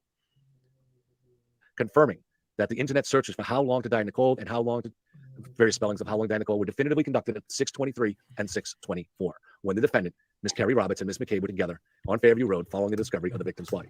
Now, does that settle it by itself once and for all? No, but it certainly puts it the larger element aspect of the weight here is that there is an explanation for why that showed up in Rich Green's analysis. You're going to have much more elite analysts say that search did not happen at 227. So very strangely, when it first came out, I reported 3 or 4 months ago that Cellebrite was going to be testifying, and then a couple months ago it came out that Cellebrite was testifying for the prosecution. And oddly, a lot of people kept saying, "Yeah, but he's actually testifying to help the defense." I don't. This is where I respect people's theories on the case within reason, but that's just kind of crazy. The prosecution is bringing in an expert to testify for the defense. It's just really weird. So let's keep going down. Attorney Alan Jackson Attorney Yannetti and the defendant have knowingly engaged in conduct to undermine the integrity of the judicial proceedings, and the Commonwealth requests that this court revisit whether there should be an order as to prohibit. Kevin was like, let's keep going down. Gay! Extrajudicial statements to protect the right of a fair trial for all parties. There's a lot of legalese in this document that explains what the rights and responsibilities are for the way lawyers conduct themselves, and it applies to both sides, and neither side is perfect. I think the court recognizes that the state has some initial advantages in the statements in the way they report things to the news in the early days of the indictments, and they give the defense a lot more latitude to kind of fight back. But you can only go so far with that, and there is a line, and they've gone way past it. It is now evident that there are numerous false statements made by defense counsel, including those contained within this motion for disqualification and previous. So this is where they're trying to disqualify the DA, and they also resubmitted here the effort to disqualify Judge Canone. Previously filed defense motions that were knowingly made to deceive. Okay, smartass. Let's see what this mystery's all about.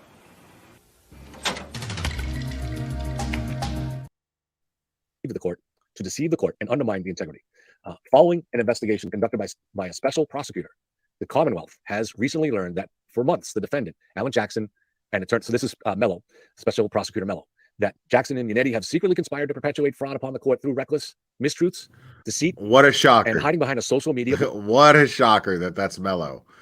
Following an investigation conducted by special prosecutor, the Commonwealth has recently learned that the months the defendant, attorney Alan Jackson, and attorney David Yannetti have secretly conspired to perpetuate fraud upon the court through reckless mistruths, deceit, and hiding behind a social media blogger who has been criminally charged with intimidation of witnesses to direct and encourage the harassment of those witnesses.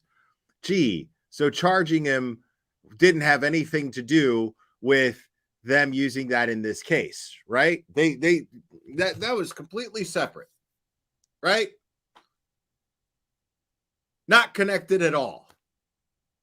But how convenient that they're using this in their argument. They're using the fact that Turtle Boy was charged to strengthen their argument in this document here. They're trying to say, oh, well, I mean, he was criminally charged. Oh, and I'm telling you, the purpose was to shut him up, look through his tech, and to use in court. It's right here. To sit here and say he was criminally charged. This man, here they are colluding with somebody who's sitting in jail right now. You want to talk about credibility? Look at this. Look at who Jackson and Yannetti are colluding with. Somebody who is sitting in jail for intimidation of witnesses, Your Honor. But he didn't intimidate any witnesses. How can you intimidate people who A, claim to not be witnesses, and B, didn't do any of the things that you said that he did? I went over every single charge. All he did was exercise his First Amendment rights. Everything that he did is only illegal there because that law is bullshit. That law is unconstitutional. The law that they use to charge Turtle Boy with is unconstitutional. Media blogger who has been criminally charged with intimidation of witnesses, and to direct and encourage that. So they're saying that obviously Aiden's been charged with witness intimidation, but that Jackson and Yannetti were directing and encouraging that. People have made a lot about this here. So the defendant attempts to disassociate herself. All right. So in the defendant's motion, so this was in the motion then, to disqualify and sanction the Norfolk DA's office. The defendant attempts to disassociate herself from Aiden, the man she now calls an intimidator. So, I mean, I don't know how much you can read into that. Is that just, she didn't write that document. So people are making it that Karen is flipping on Turtle. Yeah, maybe, but I mean, Karen didn't write that document. That's a motion that's filed by her defense attorneys. So I wouldn't read too much into it myself. But right, however, yeah. For months, the defendant and counsel. You don't want to buy into that narrative because that fucks up Plevin's narrative. You know, if if Karen Reed is flipping on Turtle Boy, well, then I don't really have much to fucking talk about on here now anymore, do I? So don't read too much into that. But engaged in a concerted effort to use Mr. Kearney as a literal bullhorn to say what they could not and to disseminate information and opinions counsel knows will have a substantial likelihood of materially prejudicing the proceedings. So this is, you know, in this age of social media, this is, if the state doesn't fight back here, this is the future of any hearing, any trial where you can manage to dig up enough attention by getting a Facebook group, or in this case, a friendly blogger, to get people all riled up. And we're seeing this in other cases too, such as Richard Allen in Delphi and Kohlberger. And it's just so the state is trying to figure out how to limit this without in any way obstructing free speech. As demonstrated by the search warrants generated as part of the special prosecutor's investigation, beginning on or around April 17th, the defendant took deliberate action to start sharing defense theories. So this is when the communications through Natalie started going to Turtle Boy. That was on the 17th, and his article actually came out on the 18th, the next day. See, that's where I'm. So that's where I'm iffy here. That's where I'm iffy, because I'm wondering. I'm under the impression that they got the warrants to seize Turtle Boy's tech and seize Karen Reed's phones, but they never actually got the warrants to actually search them. So I'm wondering how they got the information. I realize that they got some information from Natalie's phones because Natalie turned them over willingly. Okay, fine. I got all that. But how did they get the information out of Turtle Boy's phones? Because I don't remember them actually getting that. All I'm saying is the last thing that I remember in regards to that was Bradel and Turtle Boy standing on the steps of the courthouse after one of his hearings, and Bradel saying that they do not have that at the hearing it was established that they still could not search the phones, that the judge denied the request to search the actual phones. So, or search the tech. So they can have the tech, but they just can't search it. Now, realistically, of course, we're going to assume if we're assuming that there's corruption here, if we're suspecting that there's corruption here, well, then we're going to assume that they look through the phones, but they can't legally use the contents of his tech, of Turtle Boy's tech, whether it be his phones, his computers, his tablets, whatever. They can't even if they illegally view it. I'm sure they went through his devices. I'm sure they did. But what I'm saying is, if they don't have a warrant to do it, they definitely can't use what they find in anybody's case here, in Karen Reed's trial or in Turtle Boy's. I just don't see it. I don't see how you could do that.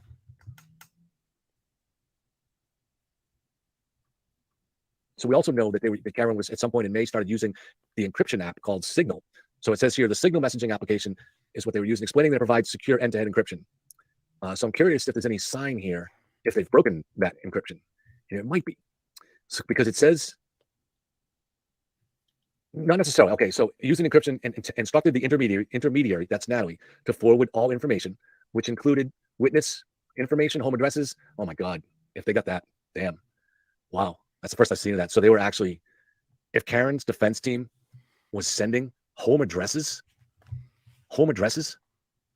of the witnesses, there's no purpose to that other than witness intimidation. There's no, wow, that's extraordinary. I was wondering if they would find something like that, but I just, part of me didn't believe they'd be stupid enough to do something like that. It feels like, I don't know, it feels like these guys, I don't know. I mean, you give a lot of latitude to defense attorneys, but it feels like they could get wrapped up in some kind of a charge here because they were clearly conspiring. If Karen is going to be charged with conspiring with Keaton, with Aiden for witness intimidation, how do the lawyers escape this, despite the special protections giving to defense lawyers? I don't know. So home addresses, grand jury minutes, what? Autopsy photographs, and generally every piece of evidence that the Commonwealth provided to defense counsel. They were sending that. Aiden. All right.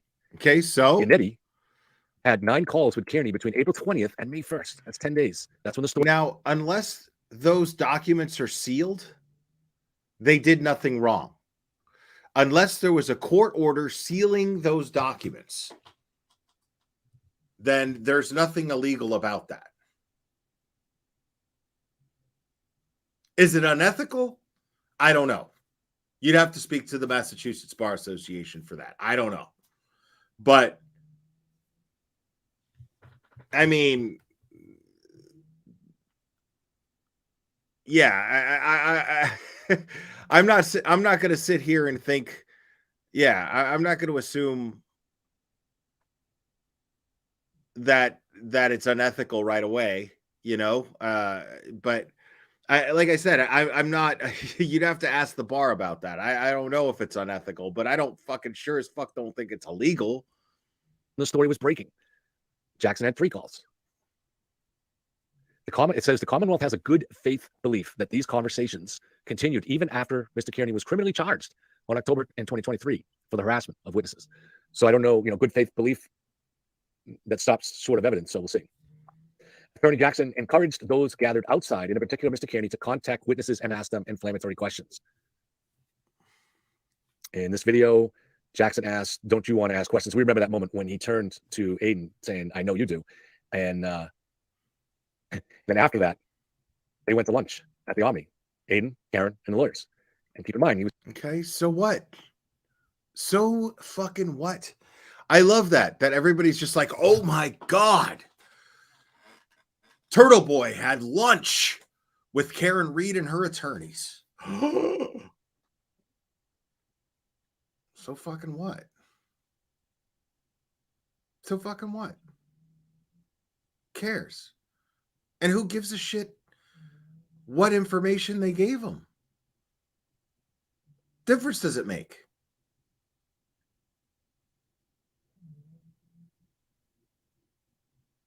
Like if I'm on trial for my life, and I'm being framed, this is hypothetical. If I'm on trial for my life and I'm being framed, right? And there's somebody out there with a platform that can expose this because I'm powerless. It's me, my couple of lawyers against an entire state. The entire Commonwealth of Massachusetts, as far as people who are elected officials there. People who have pool with the governor. Right? I'm going to be scared out of my fucking mind. What do? When you're scared? You go to the press. Because if anything fucking happens to me, I'm also going to be scared for my life. Because if I believe that certain people murdered a police officer and they're trying to frame me for the murder, and yet I have proof that would exonerate me, well, then at that point, I'm going to be afraid for my life. Because I have information that could possibly implicate powerful people. And if I have information that could possibly implicate those powerful people, then I'm going to go to the press. I'm going to go to publicly scream from the rooftop. I'm going to stand there and be like, look, right here. Are you going to shoot me in front of fucking everybody? You're going to fucking shoot me in front of everybody here? That's the card I'm going to play. Because that's the only, it's survival. It's pure survival. And if mainstream media is going to look at this, and they did, by the way, but at one point, if mainstream media is going to look at this like, oh, well, this is just a woman who killed her boyfriend who happens to be a cop, and now she's got these shyster lawyers who are spinning some sort of crazy conspiracy theory. We're not putting that shit on the air. That's crazy. So you get a guy like Turtle Boy. You get a guy like Turtle Boy who's actually doing some independent investigation and is saying, you know what? I don't give a shit. If I go to jail, get killed, what the fuck ever. What's happening right now isn't right. So I'm going to put all of my time and energy towards exposing this. And maybe at that point, when they went and had lunch at the Omni, maybe Turtle Boy was afraid for his life at this point too. Why wouldn't it make perfect sense that they would do whatever they can since they're in the same boat and they can relate to each other and they're afraid of the very same people that they would pool their resources together to protect each other? Why wouldn't they do that? That's a crazy notion to think that they wouldn't. To assume that people would not do what they had to do in order to survive. And it sounds like some shit you'd fucking read in a Tom Clancy novel. It sounds insane. Not Tom Clancy, but more like John Grisham. So it sounds insane. So why wouldn't they do that? You know what I mean? Like you're going to go to Channel 25 with just what they had back in April. You're going to go to Channel 25 or Boston 25 and be like, so yeah, the taillight piece was planted. The McCabe's and the Alberts and the Proctors, the lead investigator on the case, they're all friends from high school. They all know each other. They attend weddings together. I mean, and that's just one of those things. Well, do you have any proof? Not yet, but I'm working on it. Like, a current affair wouldn't even pick that shit up yet. That's still too far-fetched. You want me to do what? To even imply? You want me to take... A producer's going to be like, you want me to take my huge television show and spin a narrative or even imply that there's cops that killed another cop? Are you out of your mind? I like my career. I'm not doing that. It sounds crazy. But then when you have all this proof,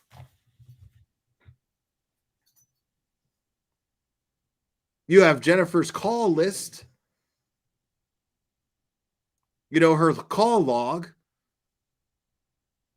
I mean, so why wouldn't they go to Turtle Boy? Why wouldn't Karen Reed turn to Turtle Boy if he's the only journalist with a loud enough voice that people are going to listen, that it's going to make enough waves, a big enough wave? I mean, why wouldn't she do that? Because who's she going to go to? Who's she going to go to? Who's she going to turn to? Like I said, is she going to go to the governor? No. She's going to go to the feds, right? Her attorneys are going to go to the feds with this information. And she's going to go to the press to protect herself.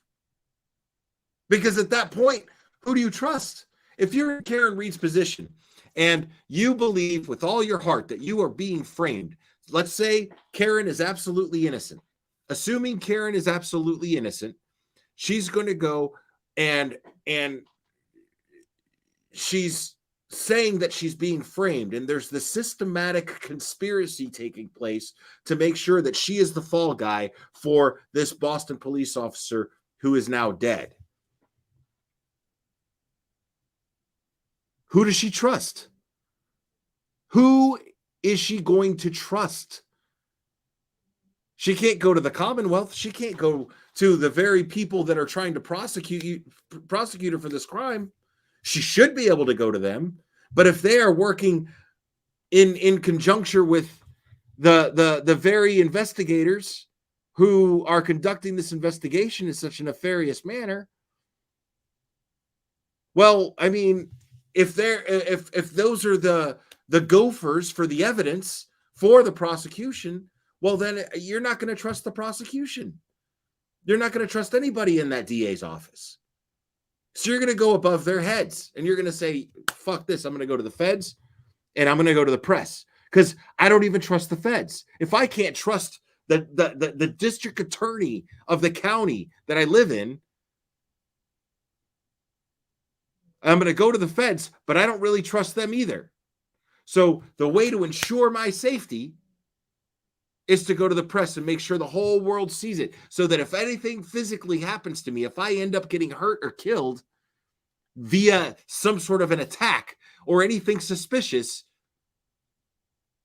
fingers are going to start pointing in the direction of the Massachusetts State Police or the Norfolk County DA's office. People are going to demand answers if anything happens to me. That's the best way to protect yourself. I mean, and he was telling you all summer he had no direct contact with him. And when I said that he did, what was that, in August or early September, the so-called outburst episode, he screamed that I was lying. So yeah, we talked about that too.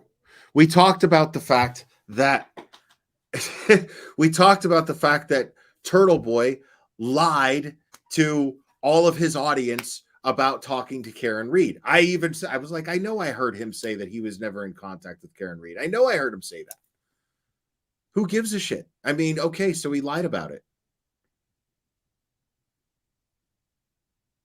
I mean, maybe Karen Read did not want to be outed as a source. She's a source, period. He's a journalist. He's a source. He's a journalist. She's a source. So what? I don't think anybody here is butthurt about the fact, it's no pun intended, Grant. Nobody here is butthurt about the fact that Turtle Boy lied to them about him talking to Karen Read. I'm not. It doesn't bother me in the slightest. Because he has every right to protect the interests of somebody who maybe doesn't want to be outed as a source for information. She's already afraid as it is.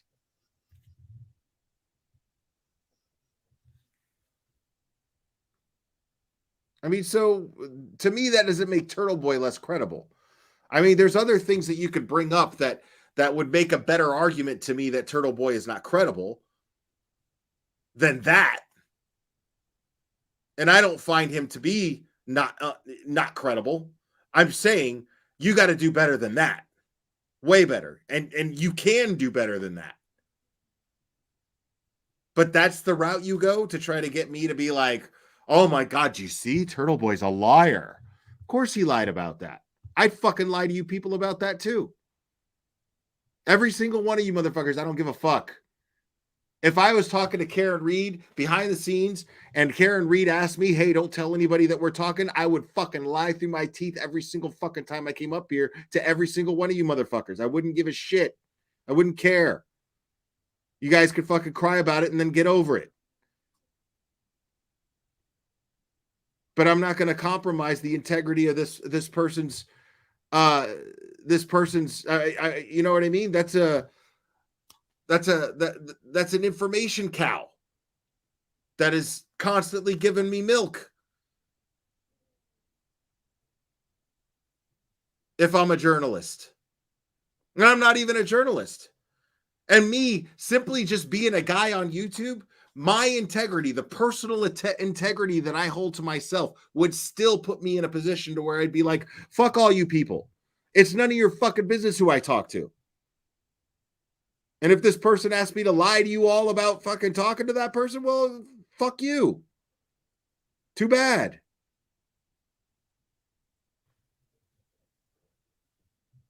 And I think everybody here with common sense already has an understanding of this, which is why nobody here's mad at Turtle Boy for it. Nobody's mad at him. Nobody cares. People understand. People simply understand. And if I'm being realistic, which I try to pride myself on, I kind of assumed that Turtle Boy was already talking to Karen Reed. I assumed it. Not in the sense that I would accuse him and be like, hey, you're lying. But I assumed these things. I always entertained them as possibilities. You know what I mean? Like, I always entertain these things as possibilities. You know? And if I'm already assuming that, and then I hear Turtle Boy say, well, you know, I'm not talking to Karen Reed, I'd be like, okay, you know, but cool. You know what I mean? Okay, so you don't want people to know. Great. Gives a fuck.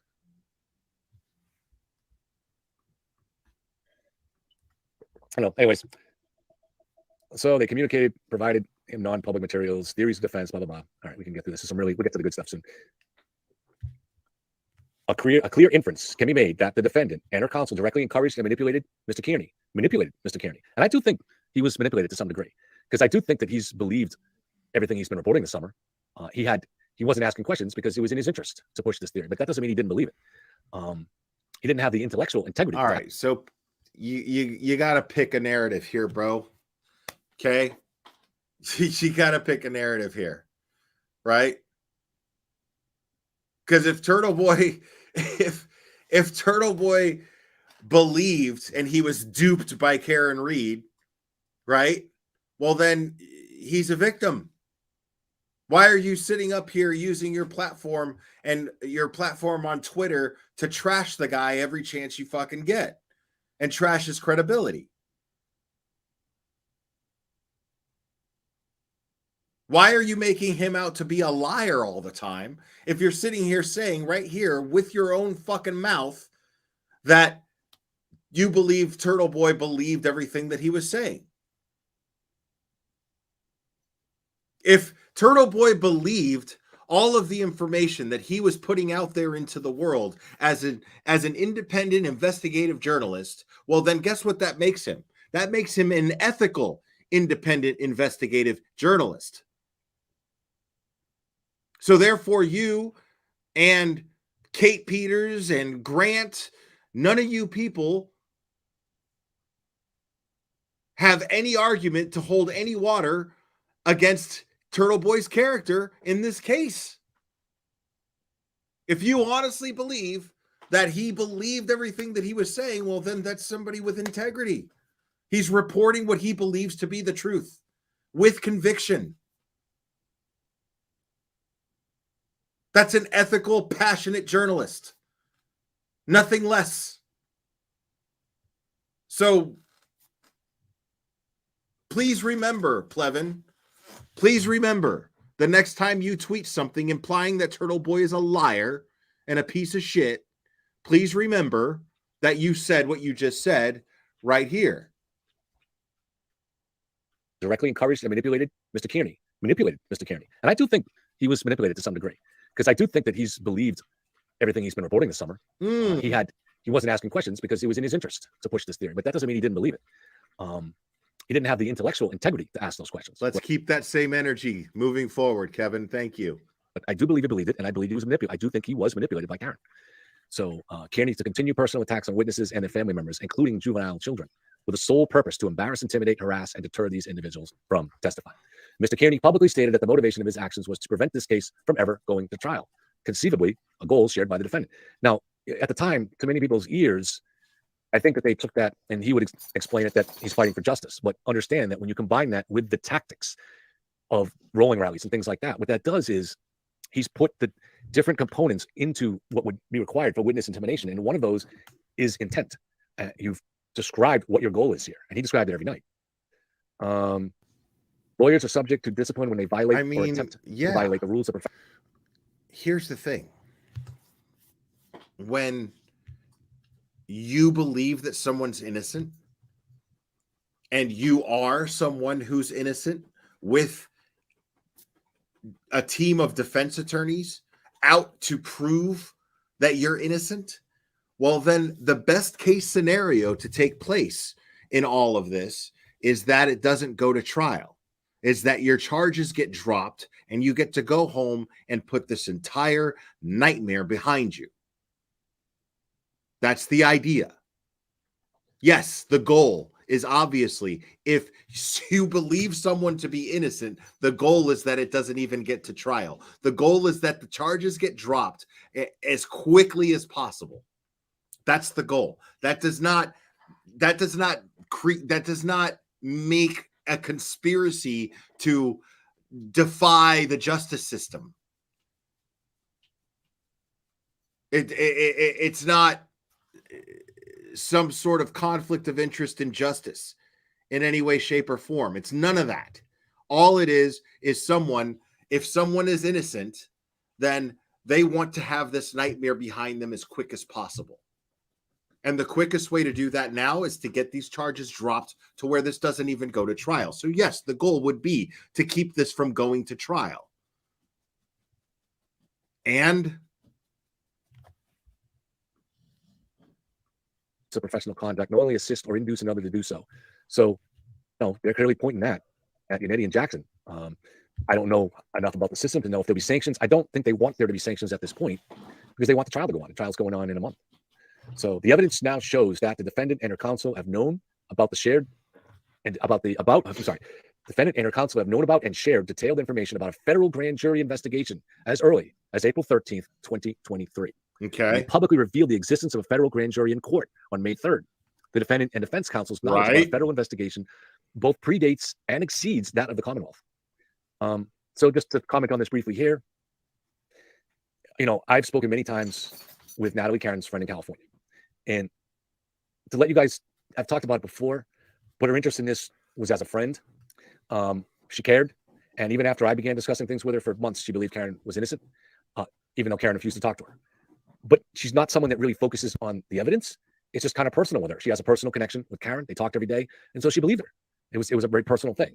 And I think in the end, she did feel betrayed and manipulated also and used. Once Karen had direct access, once Karen started using Signal, and so she was able to communicate directly with Aiden, she no longer needed Natalie.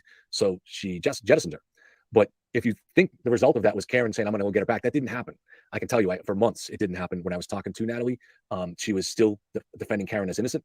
And it was only just certain pieces of evidence that started to turn her. And then when she started speaking to the O'Keefes and realized that what Karen had been telling her about events that day in the house, that talking to the O'Keefes, she found out it was something different. And then, of course, eventually when the state police visited her, I think that was probably the final step for her. But just... So he said, she said shit is what turned Natalie against Karen, is what you're saying. I don't care where it came from. Just because it came from John O'Keefe's family does not automatically make that shit gospel. It just doesn't. So automatically, you know what I mean? Like already you're basically proving the theory to anybody who looks side-eyed at Natalie for her reasons for flipping. You're basically proving the theory that she flipped because Karen didn't need her anymore. Your words. Karen didn't need her anymore. Once she started using Signal to communicate with Turtle Boy, well, then she was the middleman that was no longer needed. Interesting how after that happened, though, even though you're saying, well, she still thought she was innocent, but yet she was talking to you, right? And she starts talking to John O'Keefe's family. And let me tell you something. I will always, if a victim's family member ever wants my platform to speak their mind, they are always welcome. But I will tell you this is the absolute truth of where I'm coming from. I take everything that a victim's loved one says with a grain of salt. And there's a reason for that. For me to think objectively, for me to think critically, for me to be for me to be objective and to look at these things logically, I have to consider the fact that the likelihood of someone who is a family member, a loved one of a victim, speaking of their opinions on my platform, their opinions are going to be driven by emotion, most likely. And their opinions are not always going to be the most logical ones because they're coming from emotion.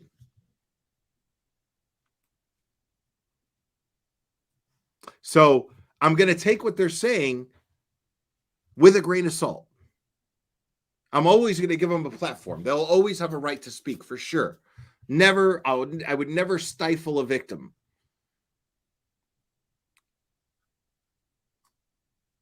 And then if I feel like them speaking and being too emotional is affecting them getting justice themselves, then I'll cut them off. There's only one case where I've ever had to do that, where I've had Summer Wells' parents up here, and I straight up told them, like, dude, you people need to stay the fuck off YouTube.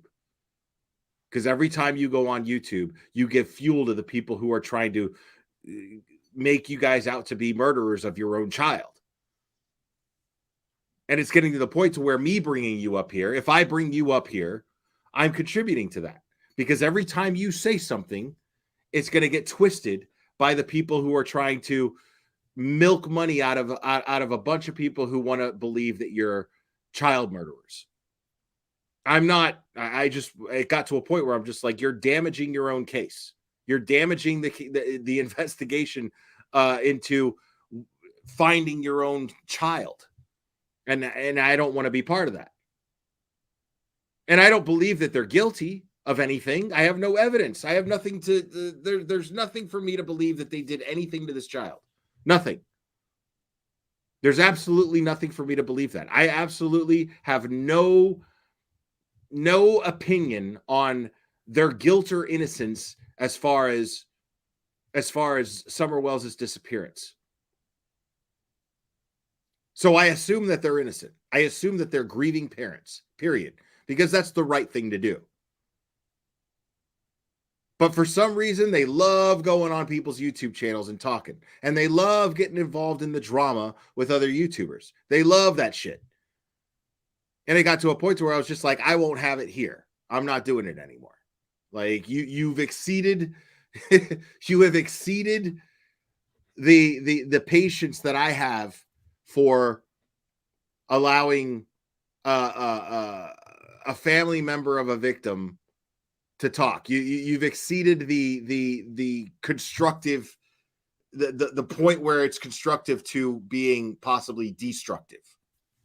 You've exceeded that. So I can't do it anymore. Mandy BS, member for 31 months. Wow, thank you so much. Yo, just popping in to say, hey, well, glad you're here. Thank you.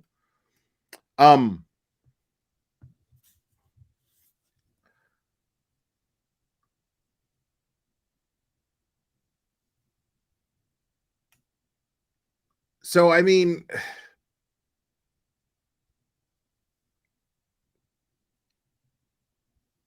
the thing is if I were to talk to John O'Keefe's family, I would be absolutely respectful. Of course. Absolutely respectful. I have absolutely no reason to be disrespectful to them. Ever. But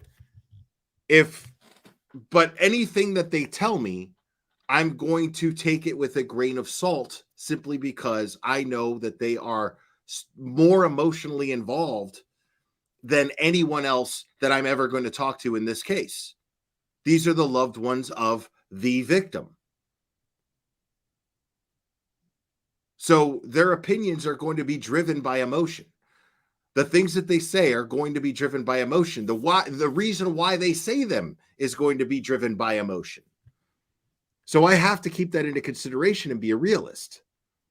So Natalie going from being, the middle person between Turtle Boy and Karen Reed until Karen Reed and Turtle Boy start using Signal to communicate with each other, and they no longer need her, Kevin's words. They no longer need Natalie. then what does she do? She starts talking to the victim's family and starts taking everything they say as gospel. And then she turns on Karen Reed. Now, who knows? Maybe she showed screenshots of certain, maybe we don't know the conversations that took place between John O'Keefe's family members and Natalie. And who knows if they even talked? This is coming from fucking Kevin. Who the fuck knows if that's even true? But the thing is we don't even know what they shared. I mean, unless they shared screenshots of text messages that are so damning to Karen Reed's defense, if they showed, pictures and, whatever proof, that's different. But I have to assume that A, they probably never even fucking talked in the first place.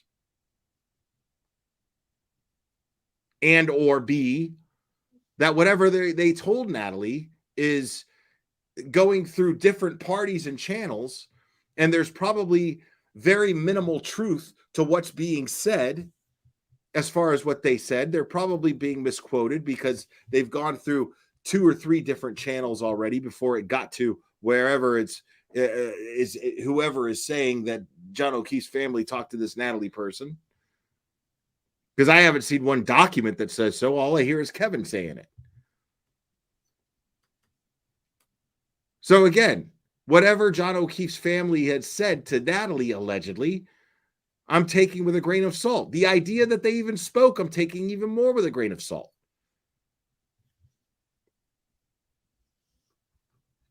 If you're going to attack people, just understand that there was never anything vindictive, and she probably, I think, still cares about Karen. So it was never anything like that. There was never an attempt to try to attack anybody else or attack Karen or anything like that. So I think she's sorry for the loss of the friendship, sorry to get involved in the case, but I mean, I'm sure a lot of us feel that way, So anyways, enough on that. The defendant's opposition to the Commonwealth's motion to prohibit, all right, has been public. All right, so this is just going back to, so at the time, the defense argued with the court that they only said that it was reported that the feds are investigating this. And I remember when Alan Jackson said that back, that is exactly the way he said it back in, I think it was June. But what we now know is the source of that reporting was Turtle Boy, and the source for Turtle Boy was them. So it was circular. So they were actually, they leaked it to Turtle Boy so he would report it, and then they could say that in court. It's very devious. Prior to Jackson's it's not devious at all. Of a federal grand jury it's not in the slightest bit devious. Something the defendant intercounsel had utmost knowledge of. The only source to support the defendant's claim. All right, so that's just repeating what I just said. And the oddness of a federal investigation, the messages with Natalie, Karen had been telling her about the feds being involved all the way back in August of 2022. So that's a long time before Turtle Boy was involved. And that's a long time before Rich Green found any of that data evidence that become a big part of the defense's theory now. So phone deletions, 227 search, walking up and down stairs. None of that existed at that time. So we don't know what it was based on. There'll be some more interesting stuff on that. So notably called detail records produced in Aiden's case reveal that he spoke with phone numbers associated with Yannetti and Jackson on April 20th. So the same day that he was reporting about the feds. A clear inference should be drawn that Attorney Yannetti and Attorney Jackson were the reliable sources that disclosed the existence of the federal grand jury. On April 23rd, through the intermediary, through Natalie, the defendant sent a follow-up to Mr. Aiden, not public. So this is from Karen to Aiden, not public. The feds have been involved longer than anyone is likely guessing. And then 5 days later, the defendant Karen expressed frustration as to why Aiden was not referencing the federal investigation more in his postings and offered additional information. I think, one of the things to keep in mind when looking at this with Aiden, Aiden's an intelligent guy, right? The problem here is he was benefiting from this so much that he really desperately wanted it to be true and didn't ask questions. But I think there was an instinct there that he knew something wasn't square. So what are you talking about, dude? Like, I mean, if they're going to state this, because I can't wait to see the evidence of this. Because the Commonwealth in this motion, in this filing, they're clearly trying to villainize Josh Levy. It's fascinating. Like, it's some bold shit to try to make this shit, to make Josh Levy look like he's dirty. This is fascinating to me. So Karen talking about the U.S. Attorney's Office. They don't shoot and miss. They have a case and way more evidence than we do. I know this for a fact. And then she said, Jen McCabe testifies this coming week. I'm not sure about the others. So she knew about Jen's testimony that was coming up in a week. It's possible she learned that from some other way besides her contact with the feds. It's even now because the feds, I think, had to notify the DA's office of that. It's possible that there was a mole in the DA's office. But considering this pattern going back, I've seen most of these messages, and Karen explicitly is stating over and over, and even sent at one point a little graph or a graphic explaining to Natalie how important Josh Levy was, how rare it was that he was getting involved in this case. She was bragging about it. So, and then this also tends to be, here's another one that confirms, is there actual communication or is Karen just making this stuff up? So on May 5th, Aiden contacted Karen about a rumor that the FBI agents were in Canton. 2 days later, the defendant confirmed a communication with the U.S. Attorney's Office about the investigation, responding, not public. Levy confirmed no swarms of FBI were in Canton. So she's communicating with Levy. I mean, I don't think it's reasonable to conclude anything else. Is that exact proof? No, they will need a little bit more than that. But in a common sense level, either she or one of her attorneys is regularly communicating with, at that point, the May 5th, I think Rachel Rollins was still in office, actually. She was about to get knocked out. So he was, at that point, he was first U.S. attorney, so right under Rachel. But he was about to become U.S. attorney. And extremely improper. Even if there is a conspiracy, extremely improper what was going on, and highly, highly suspicious. And someone has to answer for it. Levy has to explain it or answer for it. She says that Josh Levy, so it says here he was acting U.S. attorney. So I don't know. For some reason, I thought that happened on the 3rd week of May. But Josh Levy doesn't typically prosecute, like he never prosecutes. He just delegates to the assistants within the divisions. But this is the PDF conversion can be a little funky sometimes. So you see that $sign there. But he's really, even though it's not clear if you can read that, he's doing the grand jury. That dog barking is not clever. He's laying asleep behind me here, but that's coming from Plevin's questioning. So not only is Josh Levy communicating highly inappropriately to the defense and responding quite regularly to their communications, he's promised them to take on the grand jury questioning, and he did. And this is extremely, extremely improper. How is that improper? Okay, let me explain how things work, Plevin. How is that improper? Since when is it improper for a victim? Because hear me out. If Karen Reed went to the U.S. attorney for help, if Karen Reed's defense went to the U.S. attorney and reported corruption in the Norfolk County DA's office, why would it be improper for the accuser to communicate with the investigator? Victims communicate with investigators all the time, right? Victims communicate with investigators all the time. They help them with their case. A star witness, usually in a trial, is the victim. So it makes perfect sense. If the victim is Karen Reed, and the scenario is that they are investigating the Norfolk County DA's office for nefarious actions in their investigation towards Karen Reed, that makes Karen Reed the victim. So it makes it perfectly understandable. It makes it proper, as Plevin would put it, improper. It actually makes it very proper. How are they supposed to conduct a proper investigation into the Norfolk County DA's office if she is the victim? How are they supposed to properly investigate these people if she's the victim, the alleged victim in this situation of being framed? Of course they need to communicate with her. Of course they need to work with her. Of course. If there's a victim of a crime and there's an investigator trying to get justice for that victim, that is standard that the victim cooperates on a regular basis with the investigator in order to get that victim justice. It's how it works. How is that improper? That makes no sense, you saying that it's improper. There's no conspiracy here. But Aiden openly discussed his knowledge that the defendant was interviewed by federal law enforcement and that the defendant and her counsel were working closely with the U.S. Attorney's Office. So this is in the recent thing. Aiden, in his in his own predicament, I believe must have said this in court, that he acknowledged that Karen was interviewed. So she was interviewed by the FBI, and that the defendant and her counsel were working closely with the U.S. Attorney's Office. I can also tell you that my understanding is that, and this is maybe extracted from what you're seeing here too. The FBI interviewed Karen, but they did not subpoena Karen. And my understanding is that this is big. This is a sign that they did not find a conspiracy. If the feds were about to prosecute somebody, charge somebody for conspiracy related to a cover-up, they would have subpoenaed Karen and brought her in to get her version of events. I'm told that would have been automatic, and that it doesn't seem to have happened. What? That they would have subpoenaed Karen? That the feds would have... Why would they subpoena her if she's the one who came forward to talk to them? You don't need to subpoena a cooperating witness. What the fuck are you talking about? Why would you subpoena a cooperating witness? Why would you subpoena the accuser who went to you? I got to hear that again.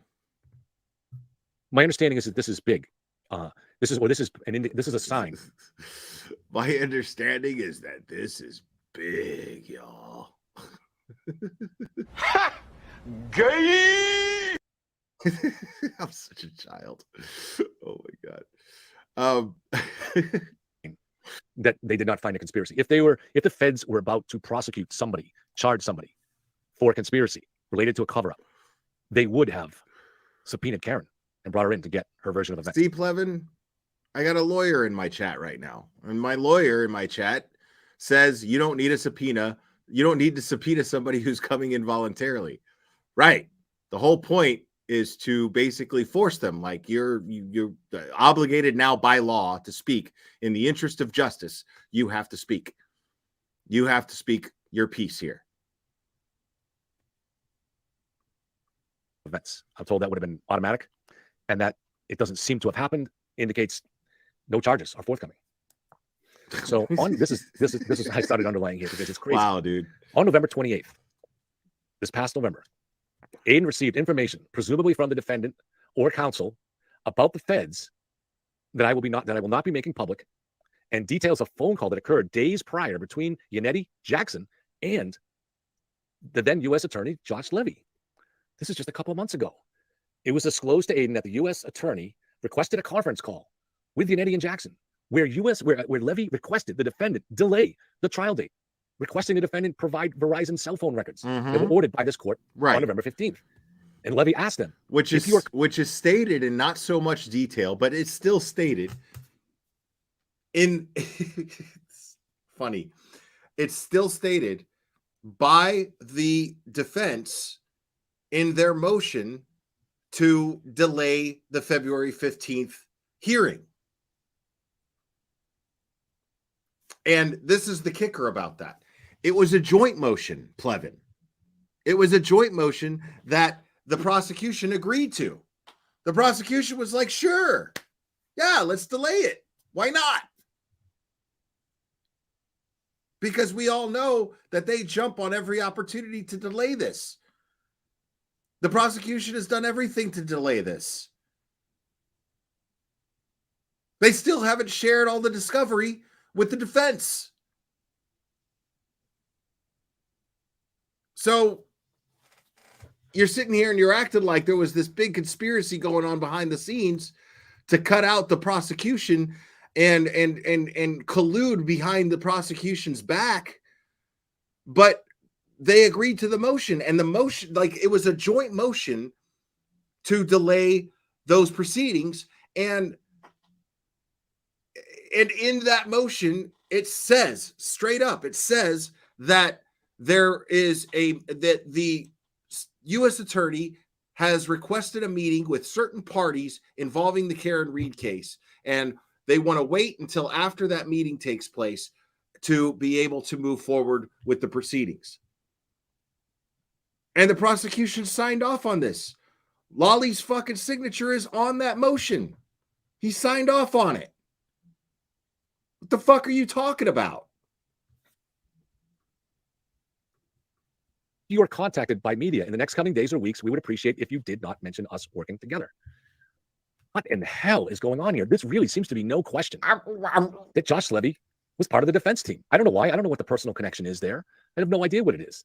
But it's not the case that Karen walked in and had some compelling evidence, and the DA the U.S. attorney just said, yeah, that's big. We got to get into this. No, because if he had done that, there's no way, if he's a legitimate,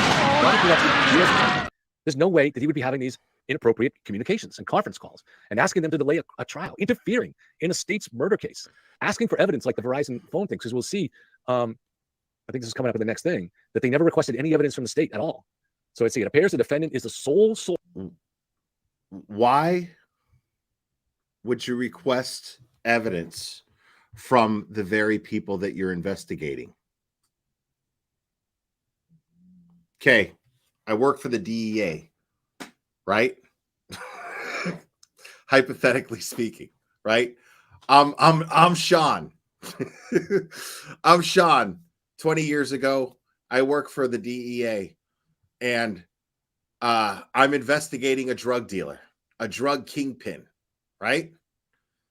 And so here's what I do in my investigations to the drug kingpin.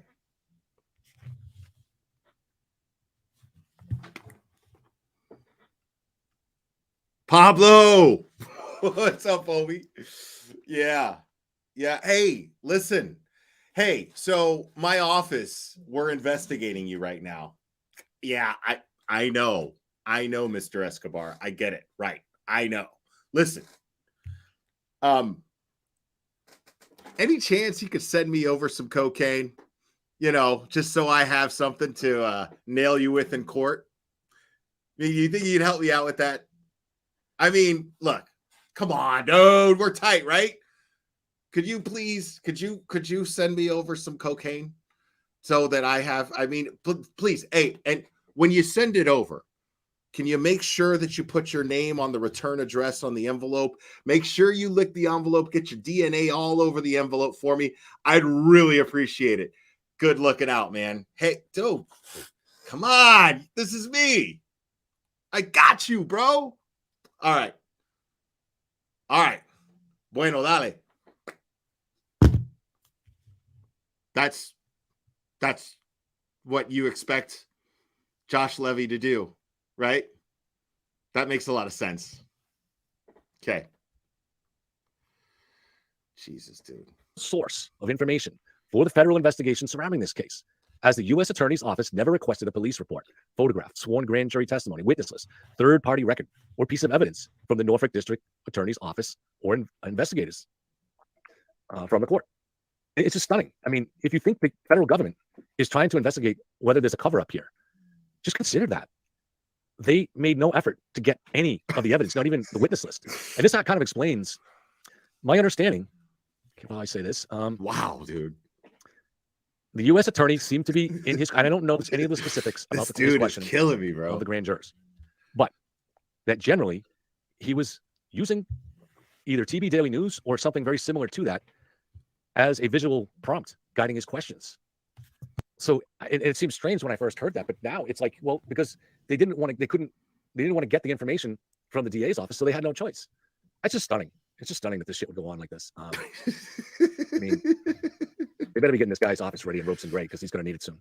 I'm telling you, dude. And this is why we've had this flurry of press conferences by Josh Levy in the last few weeks where he's showing how he's fighting corruption. He's doing early damage control.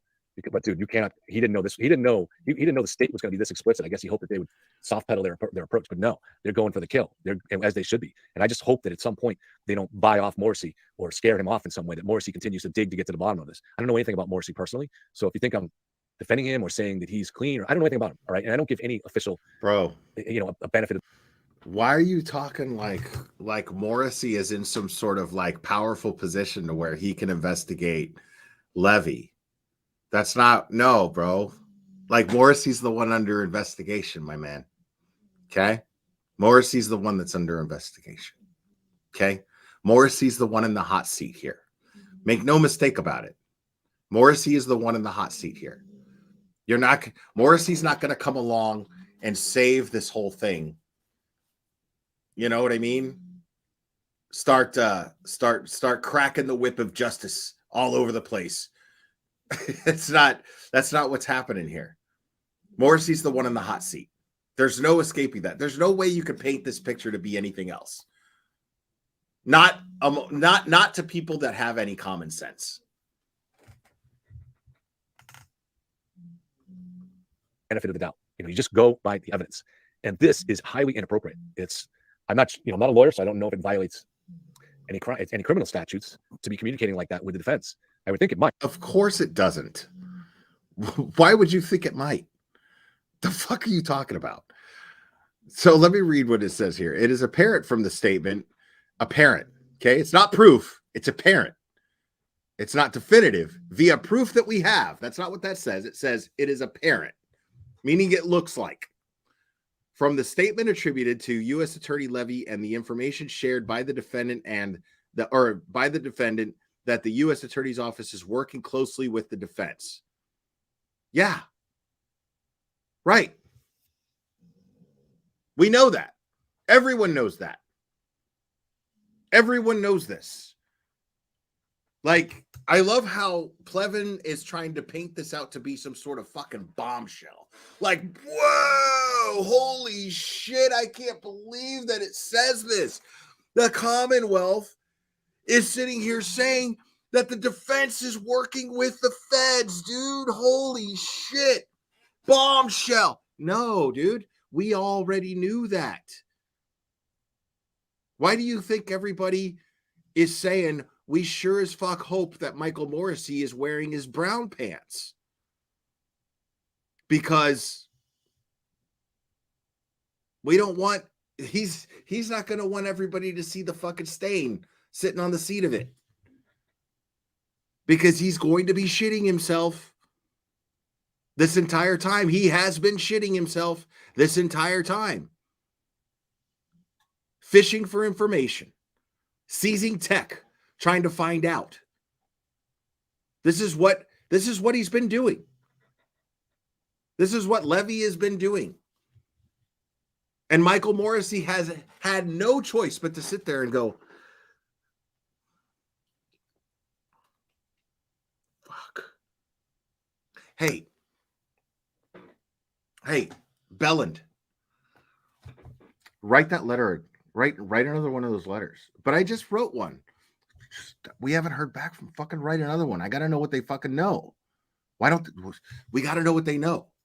See if they write it this way. Tell them this and this and this, and tell them that it's, in the interest of justice to get the information that we can share with the defense, so it looks like we're out for the interest of justice. But this way, they are put in a position to tell us what they know so that, just make them think that it's so that we're going to share it with the defense. So A, we know what they're looking for. And B, it looks like we are actually trying to help the defendant and make sure that we're not unjustly prosecuting her. Let's be careful. Okay. So say that it's for discovery. You know what I mean? Just Belland, type that up. Just say that it's for discovery. That's all. That's all you got to do. And then, then they'll be like, well, since it's in the interest of justice, well, then we'll give you everything that we have on the investigation into you.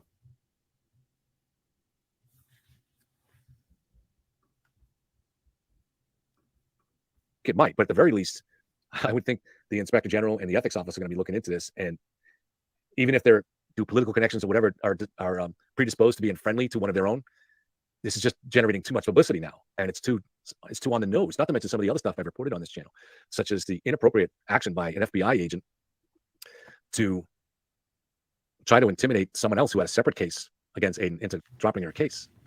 Wow. I love how he fails to mention. I love how he fails to mention that. Okay, Cherry, I will in a second. Thank you. I love how he fails to mention the intimidation that took place from the Norfolk County District Attorney's Office to Tim Bradle's investigators and detaining them for witness intimidation for simply doing their job and asking questions. I love how that's conveniently left out of the Commonwealth's opposition motion here. That's very convenient to me.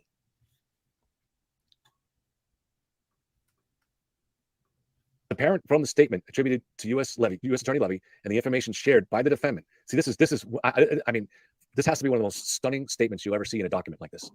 I posted it on Twitter because it's just absolutely stunning. It is apparent from the statement attributed to U.S. Attorney Levy and the information shared by the defendant that the U.S. Attorney's Office is working closely with the defense. Stunning.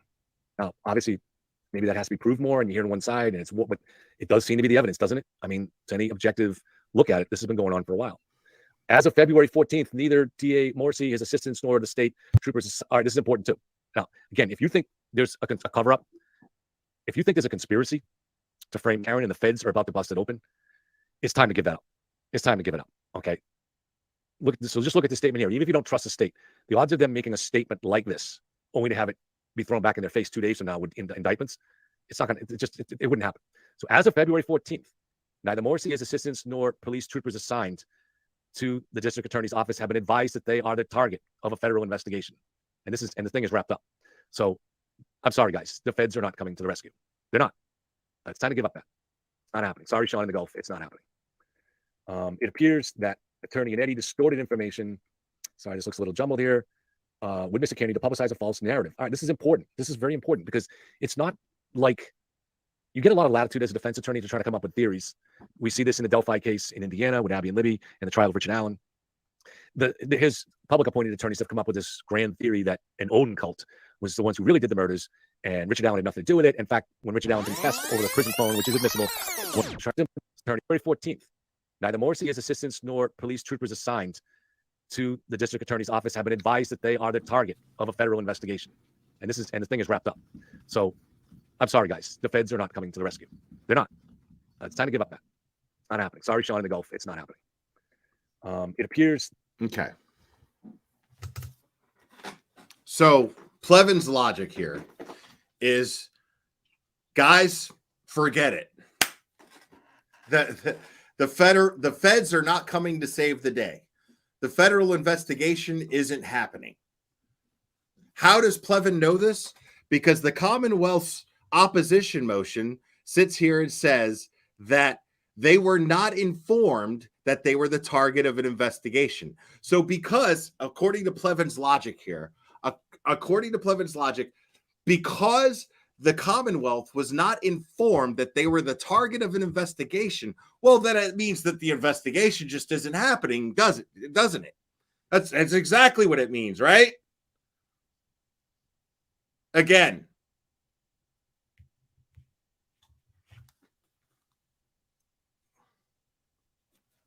DEA's office, Agent Glare speaking. Oh, Pablo, what's up, dude? Long time, man. How's the fam? Cool. Hey, listen. Wait, what? What?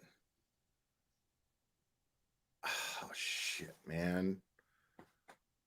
Well, hey, yo, everybody, shut it down. Shut it all down right now. Hey, you, put the phone down. Put the phone down. Put it down. We're shutting it down. Take that all down. Take all that. Clean the whiteboard. All of that. Take it all down. Why didn't anybody from this office call Pablo and tell him that we were investigating him, folks? I want to know who's the asshole that didn't call Pablo Escobar to let him know that we were investigating him. Was it you, Fitzgerald? Sitting over there eating your fucking wheat thins.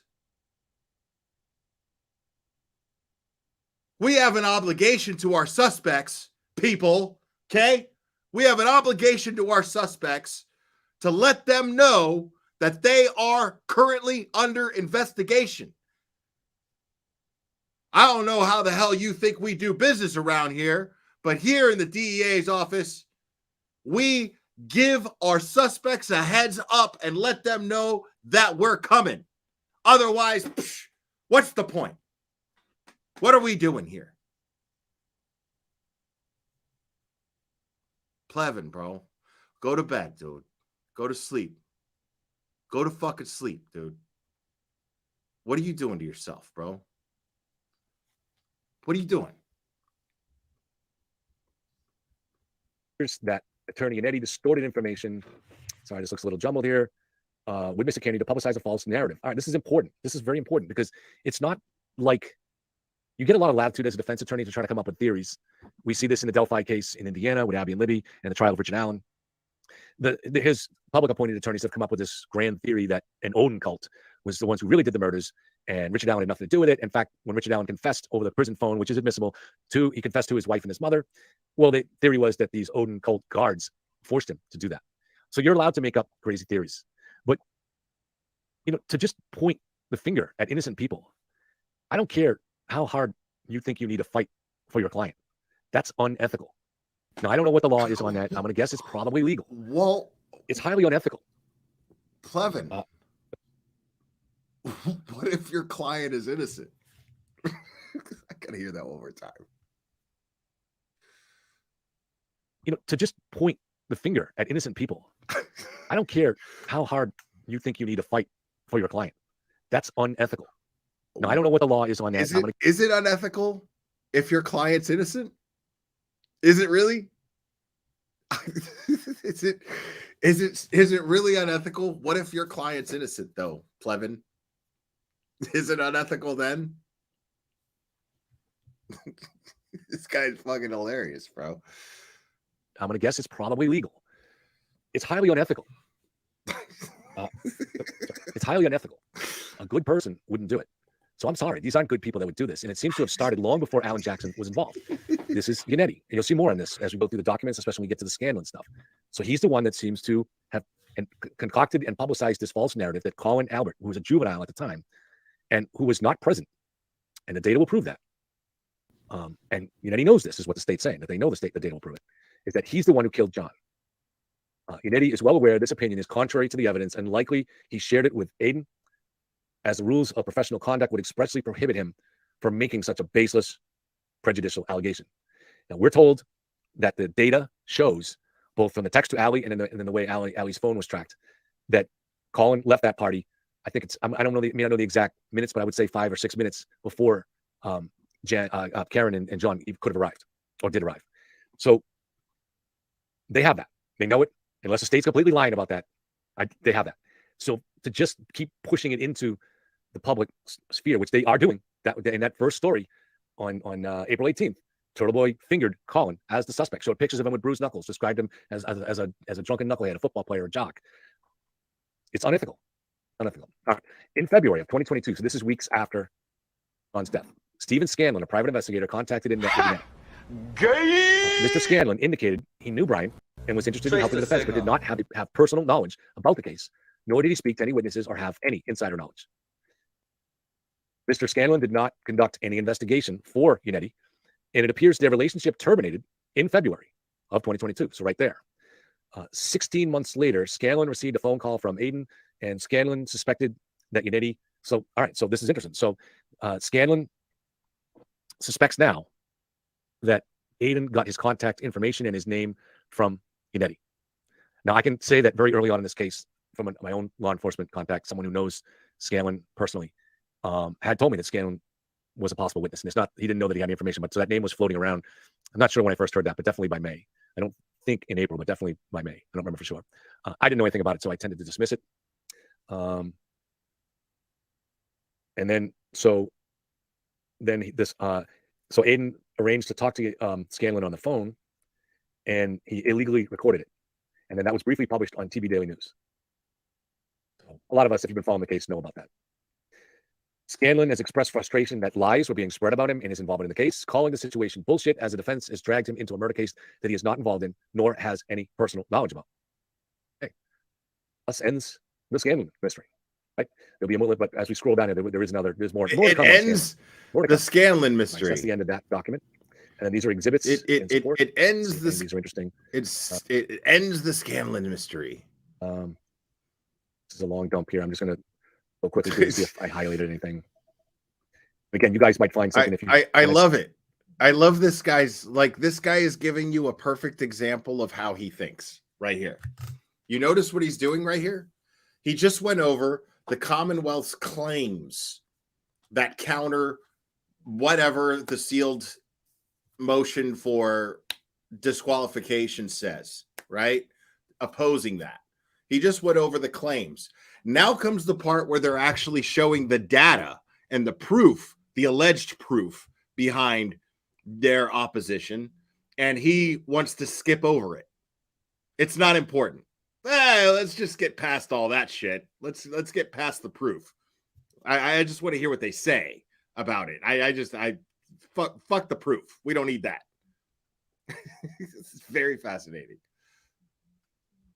When I read these last night, so it's possible I missed things, but a lot of it's repetitive stuff that you've seen before in other versions of these documents. Right. So it's not proof at all. It's actually the alleged proof that I already went over and did 5 fucking live streams over, showing that it's full of misleading, mistruths and exaggerations, if not just flat out lies. Scrolling through quickly, got more images of the roll. All right, so this is the warrant for Karen's phones. That's in here. Right. And we all read that. So all that is Turtle Boy's fucking shit. There is some, bear with me, there is some really, really interesting stuff here, including something that Karen will like. And it could even be key for reasonable doubt for Karen. Let me scroll through. Come on, guys. Sorry about the delay. This is a chance to go and get a beer. No, yeah, You this guys, is I can't. good. We get to the highlights. I'm glad you're doing this here because I already went over it and disproved it. So thank you for all the stuff that you're skimming through. Just go back and reference the live streams that I did. I went over all that stuff that they're just trying to regurgitate into this opposition motion that has to do with Turtle Boy and fucking nothing to do with Karen Read. And it's full of lies anyway. So I see that. I will stop. How are you guys doing? You guys having a good night? It doing is great. Kevin. Saturday. You should be Thanks, out buddy. doing something more interesting than watching me. But that's because of the age of They the audience, are. probably. They're watching me. It's not like we're all in our 20s doing this stuff. Let's see what this document is. Karen Read defense. I think this was a news article. Sorry, guys. I will get this in a second. Did anybody go to Dave's and Jesse's party today? I think they had a party at a VFW Post this afternoon. Hope it went well. And I would have gone if it was closer, but it was too far for me. Bro. I might not have been the most welcome there. I would have been welcomed by Dave. But, Dude, any second I'm gonna hear this guy fucking talking about. Are you gonna bring your sweaty balls for Christmas? Good times. Good times. Sweaty balls.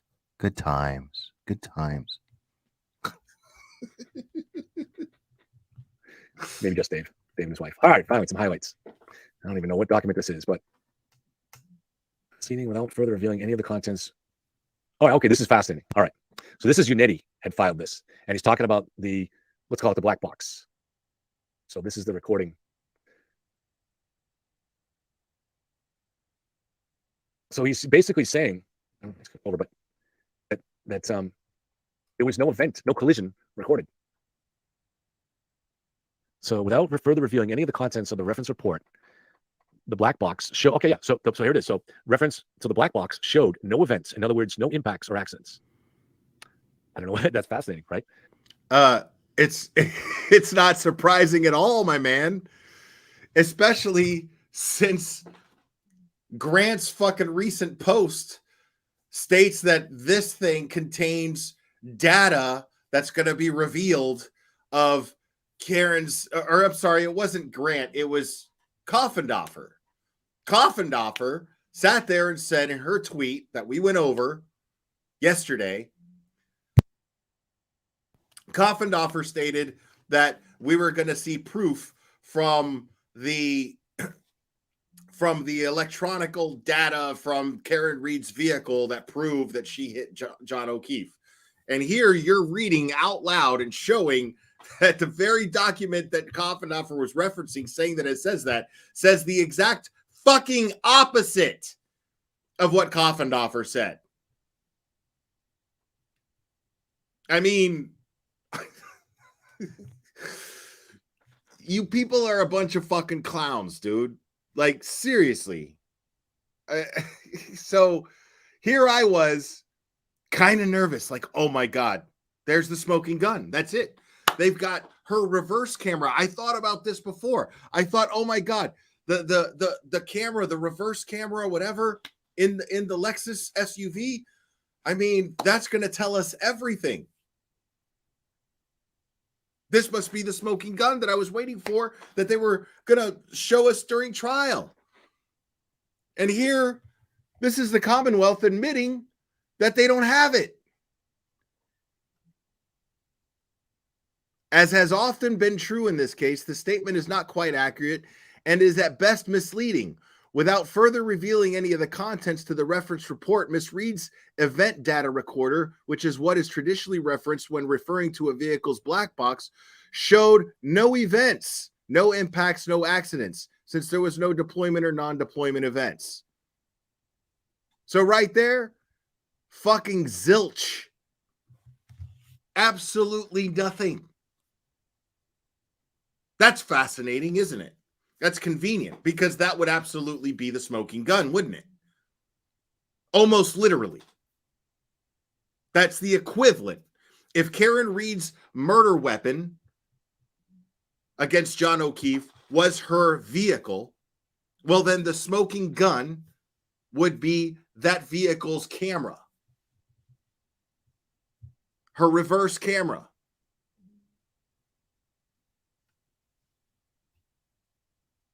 And then they're trying to say that the only reason is because there's no deployment event, so they can't look at that data.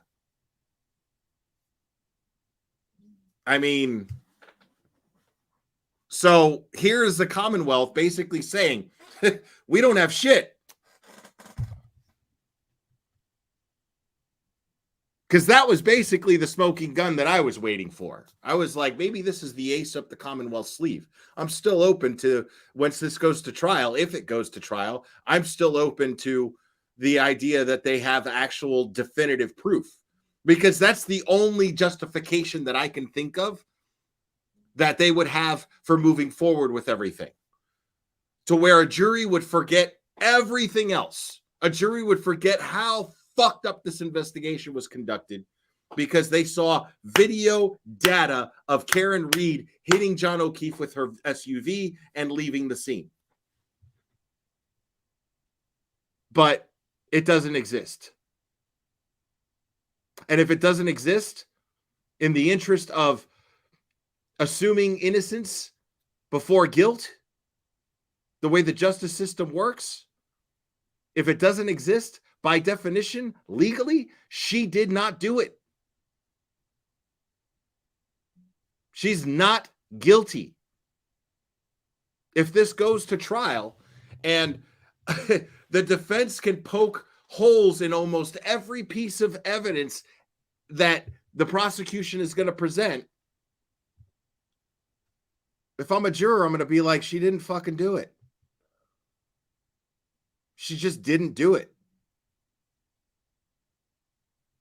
I'm not gonna accept, well, okay, I mean, if I'm a juror, I'm gonna be like, okay, so where's the proof?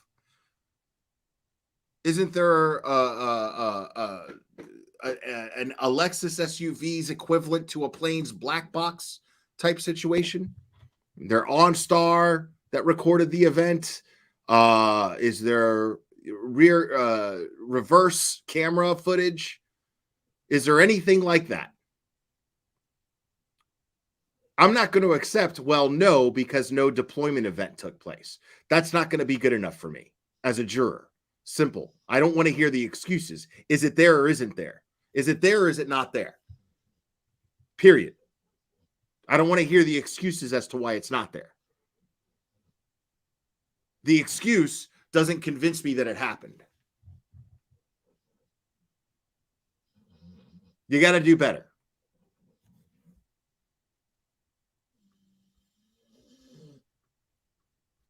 I mean, this is the danger for any of us in looking at this stuff before a trial. Let me take a quick check. When you're getting snippets that they want to give you. Now, both sides will do it. So it's not to excuse one or the other, but it can be deceptive. So I want to remind you, for example, and this has been a learning process for all of us. I can tell you I have learned a ton. I'm not a trial lawyer, right? And early on in June, I remember Alan Jackson very demonstratively complaining to the judge, grandstanding for the camera, talking about the mysterious gap in the library video. There's a gap. There's nothing showing Karen going home. Now gap. And then he even said there's a gap from 1237 to 1239. And so in our minds, we're thinking like these old VCR security systems or like the Nixon White House tapes where there's a gap. Someone cut something out. And I remember watching, all right, what's Lally's reply going to be? This is fascinating, right? And Lally just stood up there and said, I don't know what to tell you except you got the same data we do. And that's it. And I was pissed about it at the time. I was like, damn, I mean, you're not even going to try to explain how data is missing? But that's because I didn't understand. All right. Oh, this is going to be fucking great. Because that's just another example of Lolly not having any control over this case when it's them that should have full control over the case. It's Lolly's job to say, here's the evidence, look at it. And if the defense is sitting there going, well, why is it that you have the evidence for this particular event taking place, except the part that actually matters is missing? You got this and you got this, but this part is gone. So why? And then the prosecution, the people whose the guy whose job it is, who the burden of proof is on, basically shrugs his shoulders and goes, I don't know.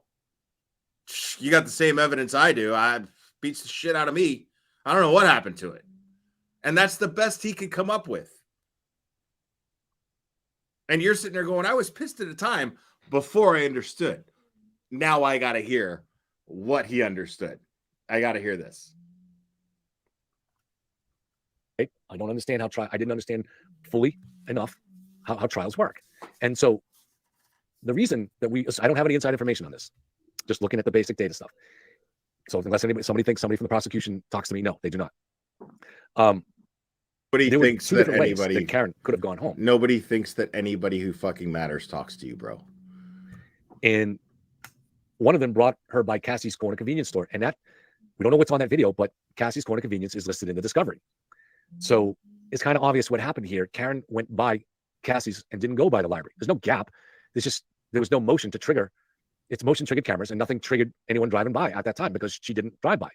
Now, why wouldn't Lally tell us that in court? Because the trial is not now, and he doesn't want to give away anything to the defense. And what they're required to do is turn over through discovery everything they have. So all the video that they have. So Cassie's Corner convenience, the library, there's a Jewish temple, and this Pequiside farm or something like that. And obviously the driveway video, I guess, from the ring system at John's house. So they're required to turn all that over, but they're not required to tell the defense what they see in it. It's up to the defense to look at that evidence themselves and make their own determinations.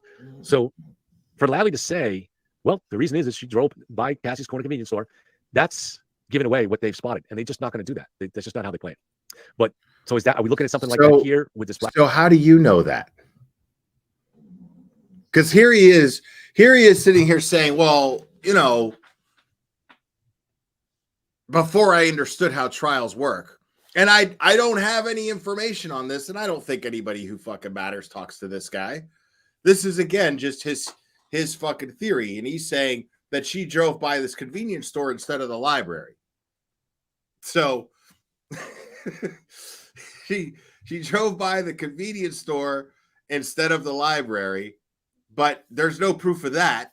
He's just assuming this, but he's like, Lolly doesn't want to show his cards. I mean, but at the same time,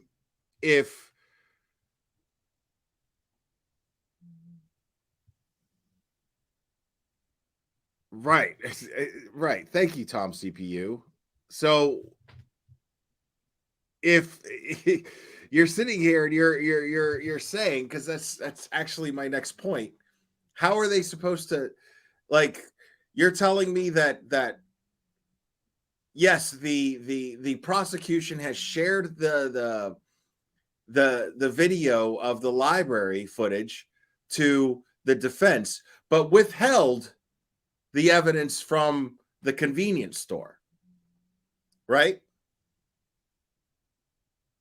Why? Why would they do that? So either it didn't happen, right? Either it didn't fucking happen, or the prosecution is withholding discovery from the defense.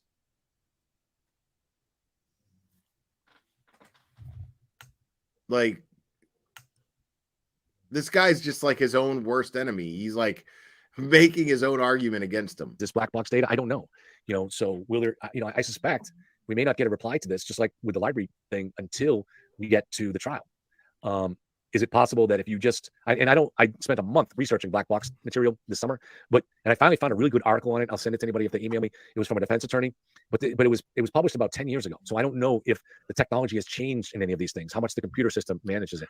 So you have sensors that there's a data stream continually coming from the sensors to the black box. And it doesn't record, it doesn't save all of that. It's not going to, because you're driving your car all the time. There's not enough memory to save all that.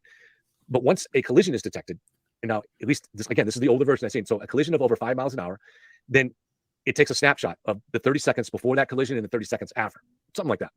So if there's no collision over 5 miles an hour, there's no event. But yet we did see from what the prosecution revealed of the black box data in September, that it claims that Karen. Okay, so what's your argument here? What's the Commonwealth's argument now? That Karen Reed fatally ran John O'Keefe over with her SUV going under 5 miles per hour?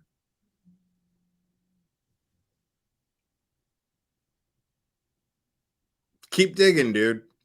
Keep digging. I mean, like, that's adorable. That's fucking adorable.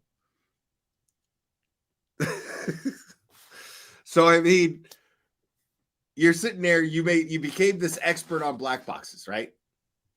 You're like, I did some research and I found a great article that I'm not going to share with you guys here. If you email me, I'll share it. But, I'm just going to try to remember it as best as I could here. And what I remember from it is, well, an event would be a collision that took place where the vehicle was going faster than 5 miles per hour. And then it would take a snapshot 30 seconds before the event and 30 seconds after the event. Okay. So you're saying what? That either a collision didn't take place, A, right? I agree with you there. Or B, she hit him with the car going 4 miles per hour. 4 miles per hour. Like, here's my creamer going 4 miles per hour.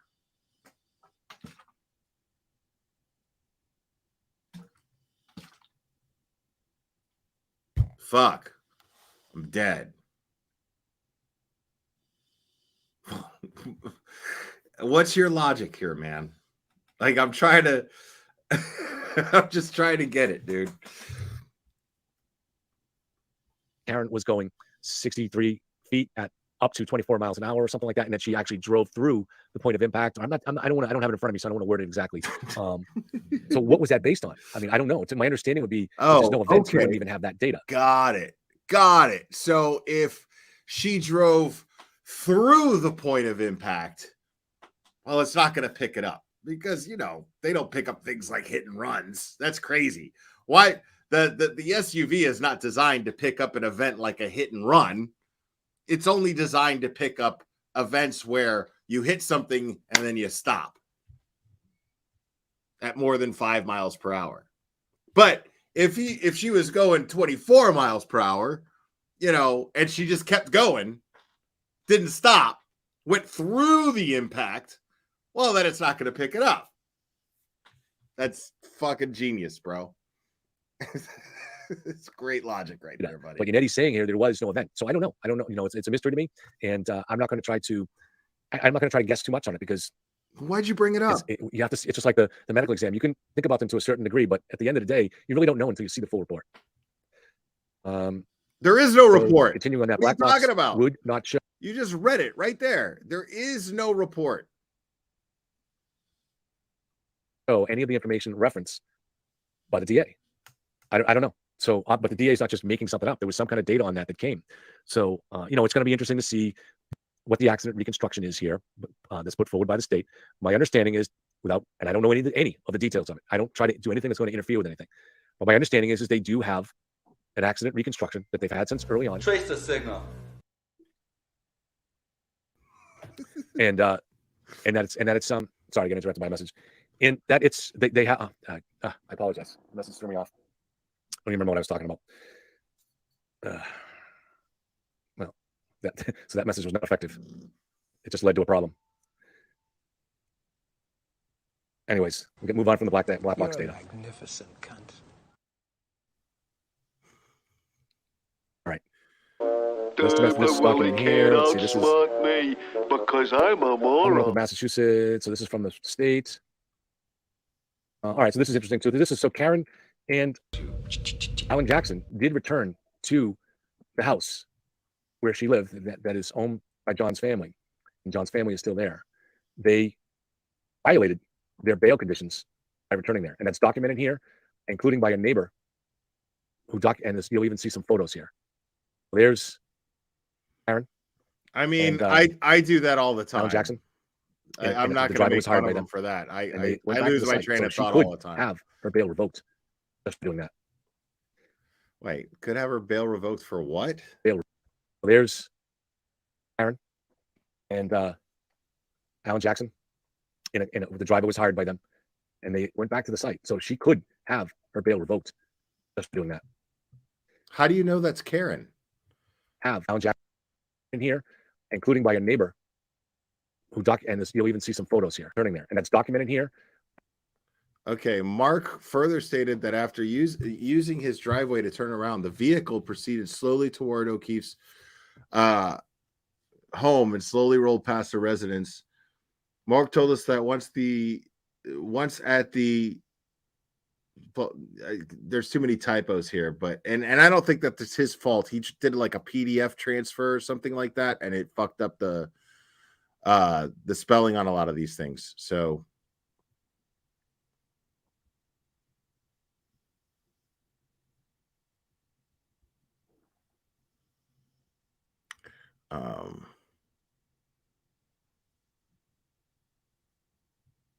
we thanked Mark for his time and concluded the conversation. How do you know Karen Reed was in the vehicle? Where she lived, that is owned by John's family. Okay, let me see. On Tuesday, September 9th, 2023, at approximately 6:10, Trooper Clark and I traveled to Canton in order to hold a pre-scheduled interview with Mark Grossman at his home. Upon our arrival, we met Mark out of his property, and he invited us inside. Following brief instructions, we asked Mark to walk us through the timeline of events as they relate to Karen Reed and her legal team members coming to the neighborhood. Mark told us that he has known Karen since she and John O'Keefe were dating, and that he had seen her around town back in 2022 and their neighborhood when she would visit John O'Keefe. Mark further stated that he has seen Karen Reed recently on television and the internet, so he's familiar with her appearance.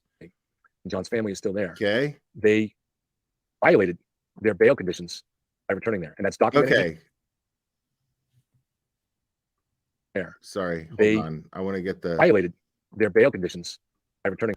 So Mark went on to say that Sunday, September 17th, 2023, all at approximately 9:49, he saw a black SUV GMC with the plate blah blah blah turn around in his driveway and proceed back towards Pleasant. Mark stated that he recognized both Alan Jackson and Karen Reed inside the vehicle. Okay. According to Mark, Karen was seated in the rear passenger position of the vehicle, leaning forward in the middle seat. In the rear passenger position of the vehicle, leaning forward in the middle seat. When asked, Mark stated he had not seen the vehicle or Karen Reed on his street prior to Sunday morning and has not seen it come back since. Returning there, and that's documented here, including and then so by a neighbor and you'll even see some photos here. There's. And is that a violation of her bail? I don't know if that violates the conditions of her bail. Aaron and Alan Jackson, the driver was hired by them, and they went back to the site, so she could have her bail revoked just for doing that. Well, why didn't they revoke it then? And we'll scroll through. I think the next thing that comes up is the Scanlon document. And then because they're so nice there's only a little bit left that's important that in this they document. I didn't think the scandal revoke thing her is pretty bail much a no. because they're we'll just get to so that, and then kind. we'll go to questions.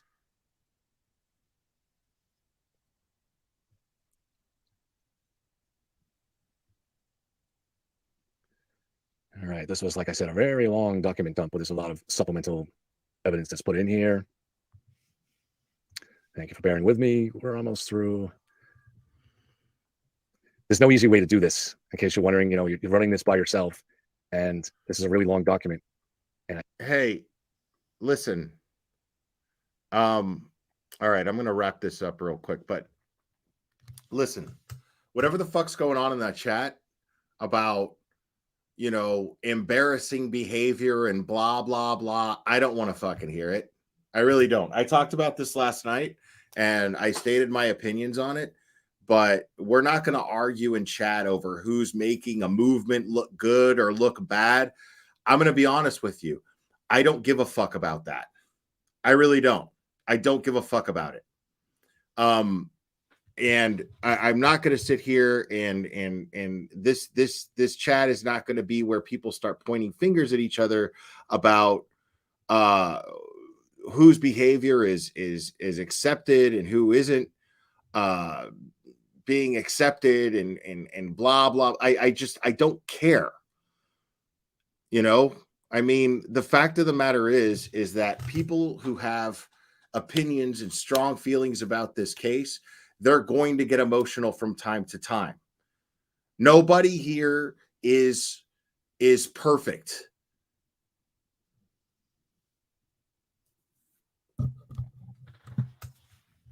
Okay, yeah, all right, that's fine. I'm just saying, you guys gotta it's just I'm hearing this shit, and when I'm trying to focus on the case itself, I don't need that white noise getting in the way of my very limited means in my mind to be able to understand the things that actually matter. Those things to me are distractions, and so I get annoyed with them. And so I apologize if I misunderstood, but you can understand why, if I misunderstood, I'm nipping it in the bud, because I'm not here representing a movement. I'm not here representing a side. That is not what I'm doing here. I'm here discussing a case that I do have feelings about, but I'm not here to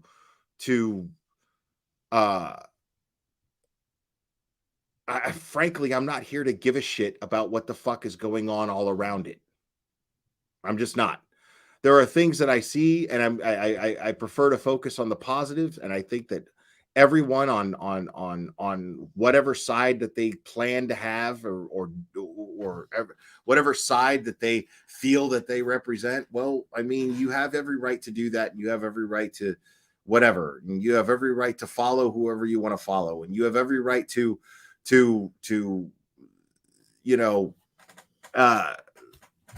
express your feelings however you want to.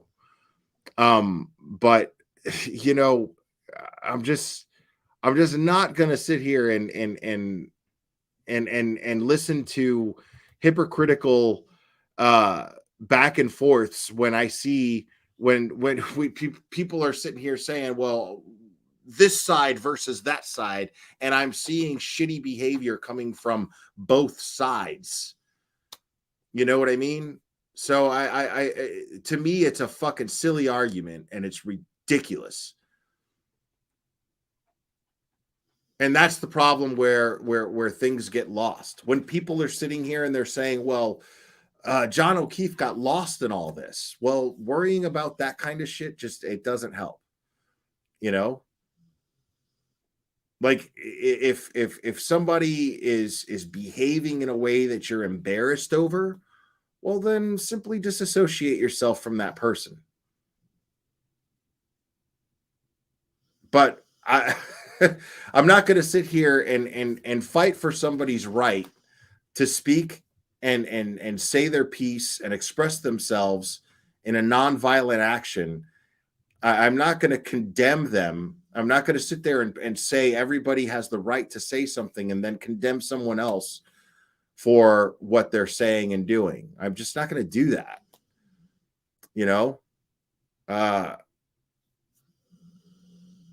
Just because there are things that certain people are doing that I wouldn't do, it's extremely hypocritical of me to say, well, you know what? This is America and you get to say and do whatever you want. And then I'm going to turn around and go, hey, but what you're doing, that's an embarrassment. You need to fucking stop. I'm not doing that. Just not fucking doing that. Joanne, welcome. Appreciate you. I'm not here to push a movement. I'm here to explore the ins and outs of a case and speak my opinions on what I see on it. I mean, it's just what it boils down to. And the bottom line is I'm here to entertain you. That's it. I'm here to entertain you. I take an interest in this stuff, and this is me exploring this stuff and thinking out loud. And that is it.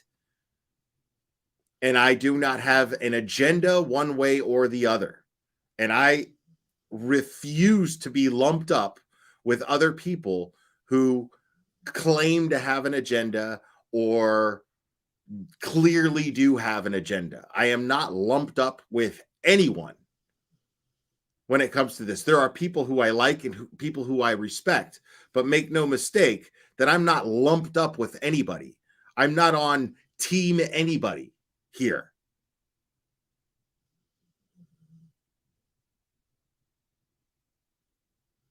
Never have been. Never have been. So I'm just not, so this is your safe place as far as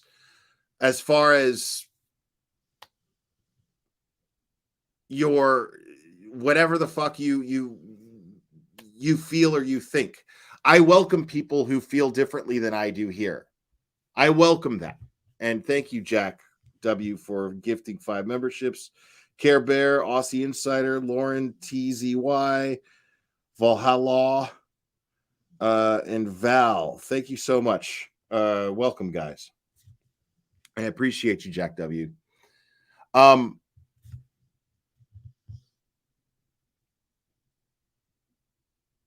Yeah, I'm just another observer here who happens to have a mic and a channel. That's it. I'm just another observer. You guys seem to find it entertaining to hear my thoughts on these things, but I am no different than any of you who are simply taking an interest in this. That's it. Nothing else. So expect nothing more from me is my point. I'm not here to be a voice in a movement because, like I said, at any given point, I could change my fucking mind. At any given point, I could be like, you know what? I think Karen Reed's fucking guilty. Something could fucking happen tomorrow where I go, you know what? Fuck. Karen Reed might be guilty.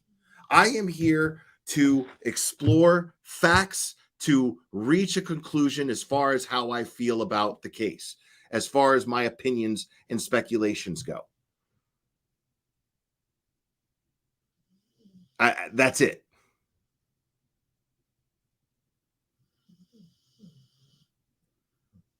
I feel like Karen Reed's case should be thrown out. I think there's too much doubt established before you even get to a jury. That's what I feel. But I honestly don't know. I honestly don't know definitively And I'm not going to sit here and say, I know for a fact Karen Reed is innocent. I'm never going to sit here and do that. I'm going to say, I believe she's innocent based on the information that has been made available to me. I currently believe her to be innocent.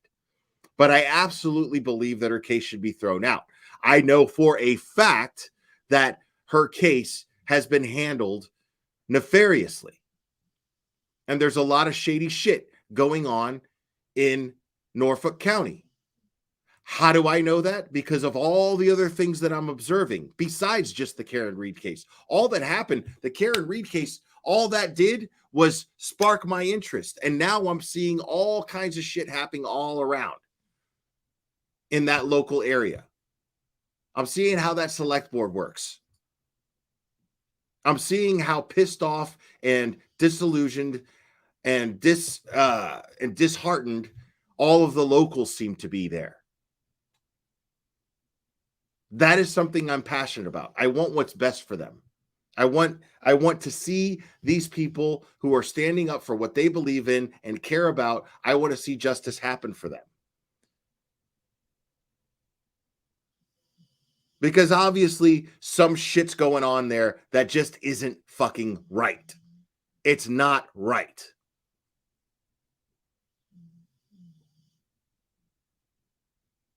But like I said, there are people who I talk to behind the scenes that absolutely disagree with me fundamentally on the ultimate opinion that I have on this case. But that's okay.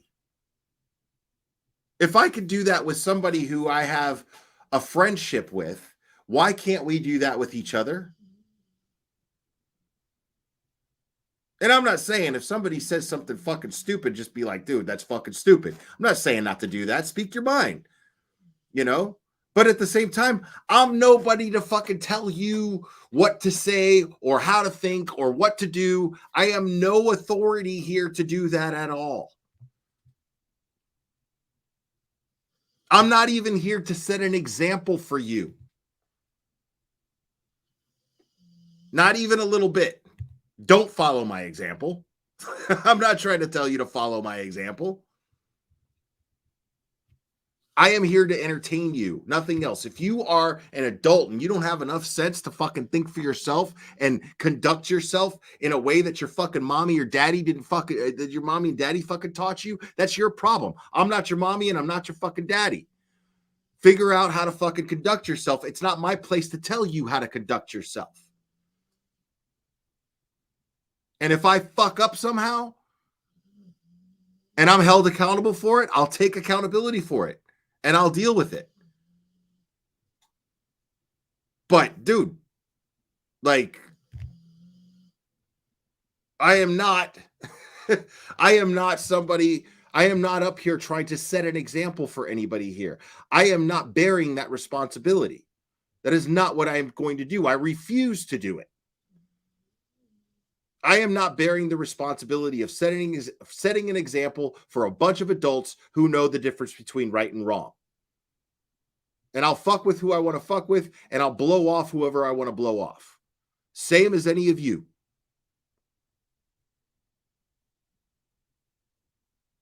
This is a channel for independent thinkers.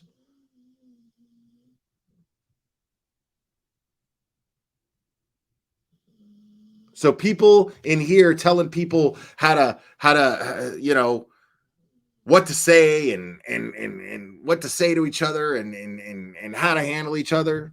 That's, I mean, the way that I see it, like I said, if I could talk to my friends and disagree with them on this case and we're still cool and we can exchange information, have even a healthy debate, and you guys can't do that shit with total strangers on Twitter, you can't do that amongst yourselves, that's your problem. It's not my problem. It's your problem. I'm fine. I'm getting along fine with the people that I disagree with.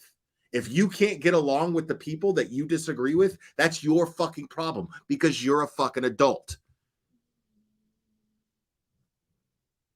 So that's what it boils down to as far as my position. And I hope that that's clear for everybody. I hope that is abundantly clear for everyone. I'm grateful to everybody that I've met here, and I'm grateful to everybody who I've interacted with here. But I mean, I just don't want you to misunderstand what my position is here in all of this. I realize that there is a very split room and there's a lot of nastiness going on between people. And if this nastiness takes place against me, I'll deal with it. And if I happen to be too nasty towards somebody else, I'll deal with that too. And I'll deal with the consequences of that. That's fine. I'm capable of being nasty. It's true. I'm not perfect. I'm far, far, far, far, far from it.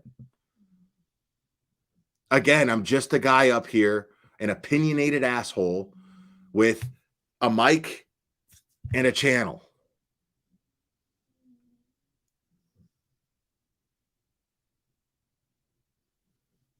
And I'm not Melanie Little either. You know, I respect Melanie Little for how she runs her channel. And she says, well, you know, cussing's not going to be tolerated and, you know, arguing and being disrespectful with each other in chat is not going to be tolerated. I don't think on that level. I don't mind fucking swimming with the scum. She holds that high standard for her channel and I respect her for it. And I'm fine with respecting that when I go into her chat. And I have a hard time sometimes. Don't get me wrong. Sometimes I'm about to type something and I'm like, oh, well, wait a minute. Let me not do that because Melanie doesn't want that on her channel. Because I respect Melanie's point of view and I respect her expertise. But we don't run our channels the same way. But if you come here, understand that, you know, I'm going to let certain things slide. But one thing I'm not going to fucking do is I'm not going to sit here and have people sit there and act like they're an authority over someone else as far as how they conduct themselves in this case. Like it has any bearing on what happens to Karen Read. Because it really doesn't. I mean, let's just be honest. Grant having arguments with people outside of the courthouse makes absolutely no difference and has absolutely no impact on the result in what happens to Karen Read in this case. It bears no weight at all.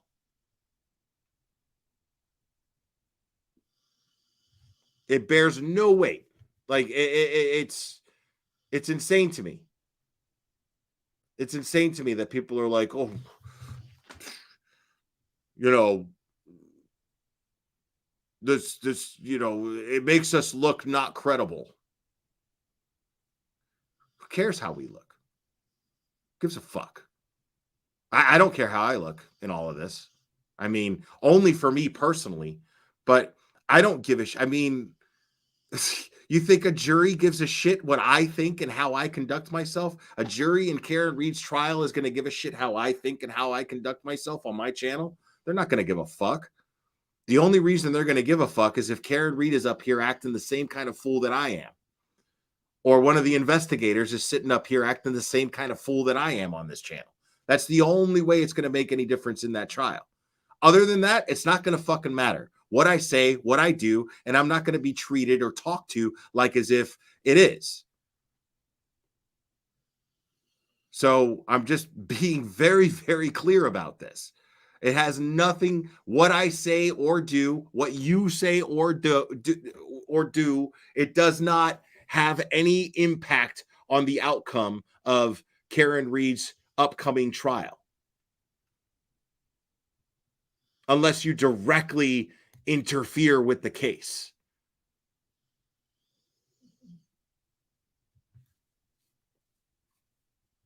So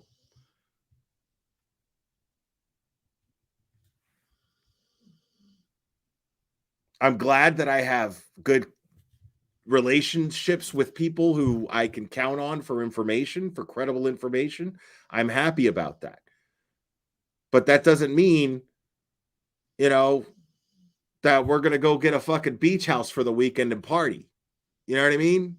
Like, that's not what that means. It means that I am interested in credible information.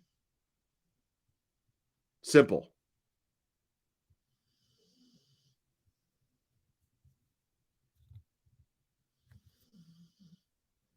And y'all ain't gonna tell me when I'm done ranting either. So y'all can kiss my ass with that too. But I am done with my rant. Just want you to know that I'm done talking, but it's because I want to be done talking, not because you should show. Hookers and blow is definitely off the table, Tom CPO. It's nothing personal. It's nothing personal.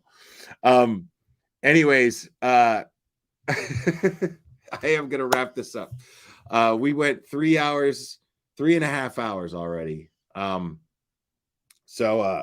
But I appreciate all you guys joining me, and I appreciate you guys hanging out with me and hitting the like and subscribing. And I just don't want to misrepresent what you're going to get here. You know, that's all. I want to make sure that you guys know what you're signing up for when you support this channel. I don't want to mislead anybody here in any way, shape, or form if I can help it. I do love you guys very much, and I appreciate you guys. And we will do this again very soon, my friends.